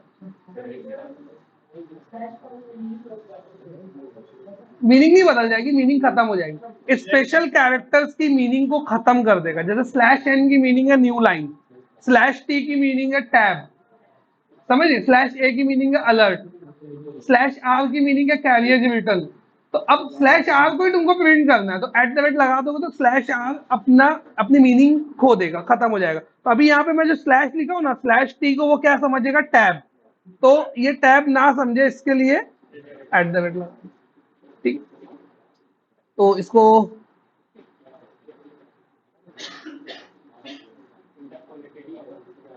कहाँ इंटरपोलेटेड, इंटरपोलेटेड नाम नहीं है, क्या नाम है उसका, इंटरपोलेटेड बोल रहा है, नाम क्या है उसका, वर्बेटिम स्ट्रिंग। कैसा है तू, जॉब कैसे मिली तेरे,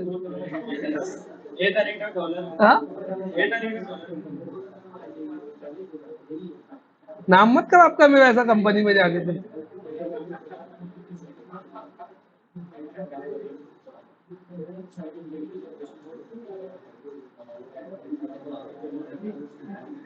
ठीक है, देखो कोड यहां तक पहुंच गया।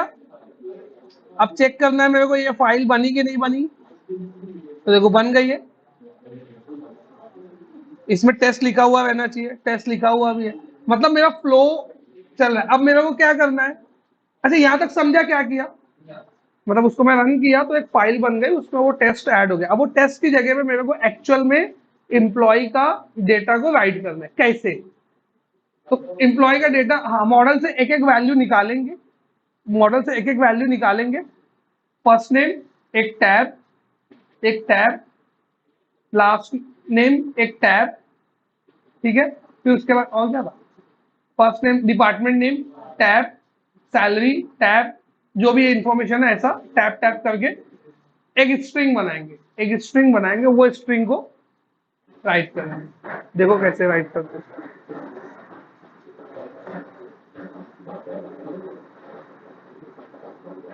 तो इसको मैं बंद कर देता हूँ, और यहाँ पे जो जो स्ट्रिंग मैं बनाने वाला हूँ ना, उसको मैं ऑलरेडी यहाँ पे क्रिएट कर देता हूँ। तो मैं एक स्ट्रिंग लिया, फाइनल लाइन, जो मेरी ऐड होने वाली है वो, ठीक है।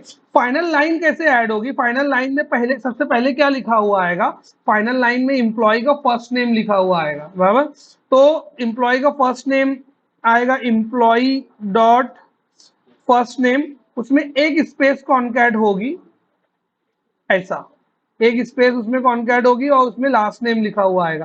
तो देखो अगर मैं ऐसा कॉन्कैट करते जाऊंगा तो बहुत सारा प्लस लगेगा, तो इंस्टीड ऑफ कॉन्कैटिनेशन मैं क्या यूज करता हूं, इंटरपोलेटेड स्ट्रिंग, डबल कोट्स लगाने का और यहाँ पे लिखने का डॉलर, ठीक है, डबल कोट्स लगा के डॉलर। अब जो मेरे को यहाँ पे लिखना है, जो कॉमन टेक्स्ट लिखना है वो लिखूंगा, और जो वेरिएबल रहेगा, वैल्यू आएगी, उसके लिए मैं लूंगा प्लेस होल्डर। ठीक है, तो इसको बोलते हैं इंटरपोलेटेड स्ट्रिंग, ये भी बताया था शायद से। तो इंटरपोलेटेड स्ट्रिंग में क्या करना है मेरे को, पहला एम्प्लॉय का फर्स्ट नेम, उसमें स्पेस, फिर एम्प्लॉय का लास्ट नेम, फिर एक टैब, फिर उसके बाद एम्प्लॉय का आईडी भी रहेगा, आईडी तो है ही नहीं, आईडी दिए ही नहीं अपन, चलो अभी आईडी छोड़ देते। उसके बाद फर्स्ट नेम हो गया, लास्ट नेम हो गया, उसका डिपार्टमेंट, फिर उसके बाद एक टैब,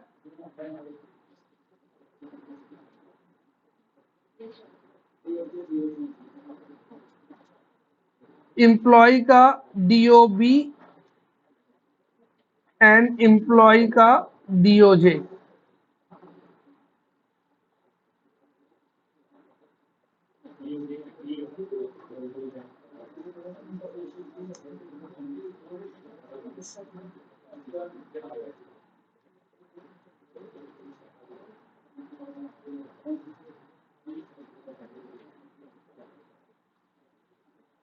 देखो इसको ना चॉप कर सकते हैं हम लोग, अभी देखो राइट स्क्रॉल आ रहा है, तो इसको कैसे करेंगे, इसके अंदर जाके इंटर मारने का, तो वो ना क्या करता है पता है, ये वाली स्ट्रिंग को क्लोज करके खुद से प्लस ऐड कर देता है। कुछ दिख रहा है क्या?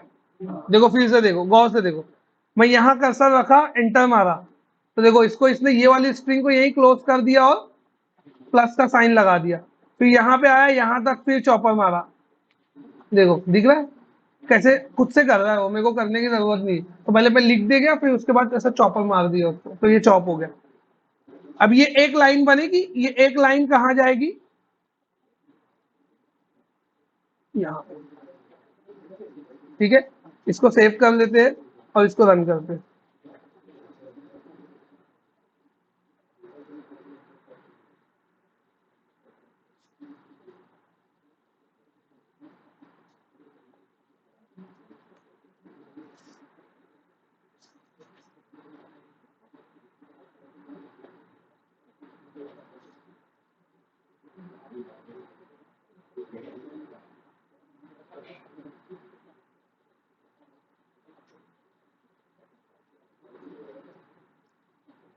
जो लोग का ये सवाल है छुट्टी कब मिलेगी, ऐसा लोगों के चेहरे पे दिख रहा है, तो ये लास्ट ही है, टेंशन मत लो। कैसा उम्मीद जगाना पड़ता है तो। ये यहाँ पे वैल्यू, ये वैल्यू, ये वैल्यू, ये वैल्यू, यहाँ पे ये वैल्यू, यहाँ पे ये। अभी मैं इसको किया सेव, सेव करने के बाद देखो, सेव करने के बाद ये लाइन में क्या टेक्स्ट आया है दिख रहा है। तो अब मैं जाके यहाँ पे इसमें चेक करता हूँ, इसमें क्या बना है, आया पूरा डेट टाइम सब सब सब जो भी वैल्यू है सब आ रहा है।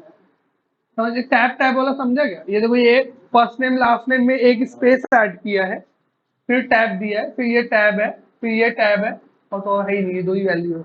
तो जितनी वैल्यू अपने को ऐड करना है हम लोग क्या कर सकते हैं, ऐड कर दे। तो ये मैं क्या किया, अब मैं प्रोजेक्ट बंद कर दूंगा, प्रोजेक्ट टर्न ऑफ कर दिया, फिर भी ये फाइल में तो डेटा रहेगा ना। तो that is known as your persistent storage. But अब मैं तुम लोग को बोला कि इसके अंदर इसमें से मोमिन को फाइंड करो, अंसारी को फाइंड करो, डेटा को ग्रुप करो, तो तुम बोलोगे यार इसमें तो बहुत मुश्किल है। तो इसके लिए इंस्टीड ऑफ टेक्स्ट फाइल हम लोग यूज करते हैं डेटाबेस। और डेटाबेस के अंदर कुछ मेथड्स होते हैं जिससे तुम ग्रुप कर सकते हो, जिससे तुम डेटा को सॉर्ट कर सकते हो, जिसमें तुम डेटा को फिल्टर, सॉर्ट समझता है ना, असेंडिंग डिसेंडिंग, सॉर्ट कर सकते हो, फिल्टर कर सकते हो, जैसे जिसका जिसका नाम एफ से स्टार्ट होता है खाली उसका नाम दिखाओ, जिसकी सैलरी मोर देन 50,000 है उसका नाम दिखाओ, ये दिस कॉल्ड फिल्टर। ठीक है, एक होता है सॉर्ट, एक होता है फिल्टर, एक होता है ग्रुपिंग, एक होता है ग्रुपिंग, मतलब सब आईटी वाले का एक ग्रुप बनाओ, सब कंप्यूटर साइंस वाले का एक ग्रुप बनाओ, सब कॉमर्स वाले का एक ग्रुप बनाओ, सब बीकॉम वाले सब एमबीए वालों का एक ग्रुप बनाओ। तो ये हो गई ग्रुपिंग, तो डेटा की ग्रुपिंग भी कर सकते हो। तो उसके लिए अलग अलग वहां पे टेक्निक है डेटा को ग्रुप करने के लिए। मेरी बात समझ में आई? तो instead of saving data here in text file, we will store data in our database. तो वो रहेगा अपना नेक्स्ट टारगेट। तो तो डेटाबेस में डेटा स्टोर करने के लिए सबसे इंपॉर्टेंट ये है, ये टेक्स्ट फाइल में तो अपने को कुछ सीखने की जरूरत नहीं थी कि टेक्स्ट फाइल कैसे बनाना है, लेकिन डेटाबेस में डेटा स्टोर करने के लिए सबसे इंपॉर्टेंट ये है कि डेटाबेस को कैसे ओपन करना है, कैसे कनेक्ट करना है, डेटाबेस कैसे बनाना है। मेरी बात समझ रही? यहाँ तो जरूरत नहीं थी, तो सबको पता था टेक्स्ट फाइल कैसे बनती है, और वो कोड से ही बना लिया अपन। मेरी बात समझ में आई? तो पहले हम लोग जंप करेंगे यहाँ से कहाँ पे, एसक्यूएल, फिर वापस आएंगे फिर सी शार्प। समझ में आया ना? ऐसा हियर एंड देयर जो चल रहा है, क्योंकि जो चीज की जरूरत जहां पड़ रही है वो चीज को मैं पढ़ाते जा रहा हूँ तुमको वैसे, और ये सही वे से चल, ऐसा लग रहा है ना सही वे से चल रहा है कि ये चीज की जरूरत है तो ये पढ़ लो, जितने जरूरत है उतना पढ़ के वापस अपनी जगह पे आओ, फिर जरूरत पड़ेगी तो और जाके पढ़ेंगे। क्लियर है? इससे क्या होगा, तुमको बहुत जल्दी हर चीज का इंट्रोडक्शन मिल जाएगा। कुछ क्वेश्चन ऐसा लगा तुम पूछने जा रहे हो? सर एक क्वेश्चन था मेरा, पैरामीटर में लास्ट टाइम आपने txt लेके चेक किया था कोई पैरामीटर, क्योंकि वो अपने HTML में नाम में txt लिखा था। HTML में जो नेम एट्रीब्यूट में तुम लिखते हो वही तुमको पैरामीटर में लेना पड़ता है, नहीं तो वो आएगी नहीं वैल्यू। क्लियर ना? क्योंकि पहले उधर txt लिया था तो इसके लिए उधर txt लेना पड़ा। txt लेके ऐसे ही ऐसे ही मन किया मेरा, txt ले लिया। और कुछ क्वेश्चन जो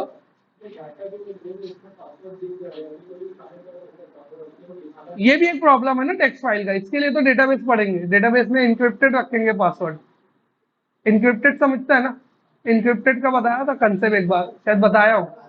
हाँ, उसको साइफर टेक्स्ट बना देगा, उसमें कुछ कुछ बिट ऐड कर देगा और वही रहेगा, फिर उसको डिक्रिप्ट करने का की उसके ही पास रहेगा जिसको हम लोग परमिशन देंगे। यहाँ भी कर सकते हैं, ऐसा नहीं है, इधर भी इंक्रिप्टेड सेव करूंगा, इतना बड़ा टेक्स्ट आएगा, क्या समझेगा किसको पासवर्ड क्या है, बाद में एप्लीकेशन में कोड करके उसको डिक्रिप्ट करके चेक करूंगा। और कुछ क्वेश्चन? और कुछ क्वेश्चन? ठीक है, छोटी कितने मिनट की रिकॉर्डिंग हुई आज?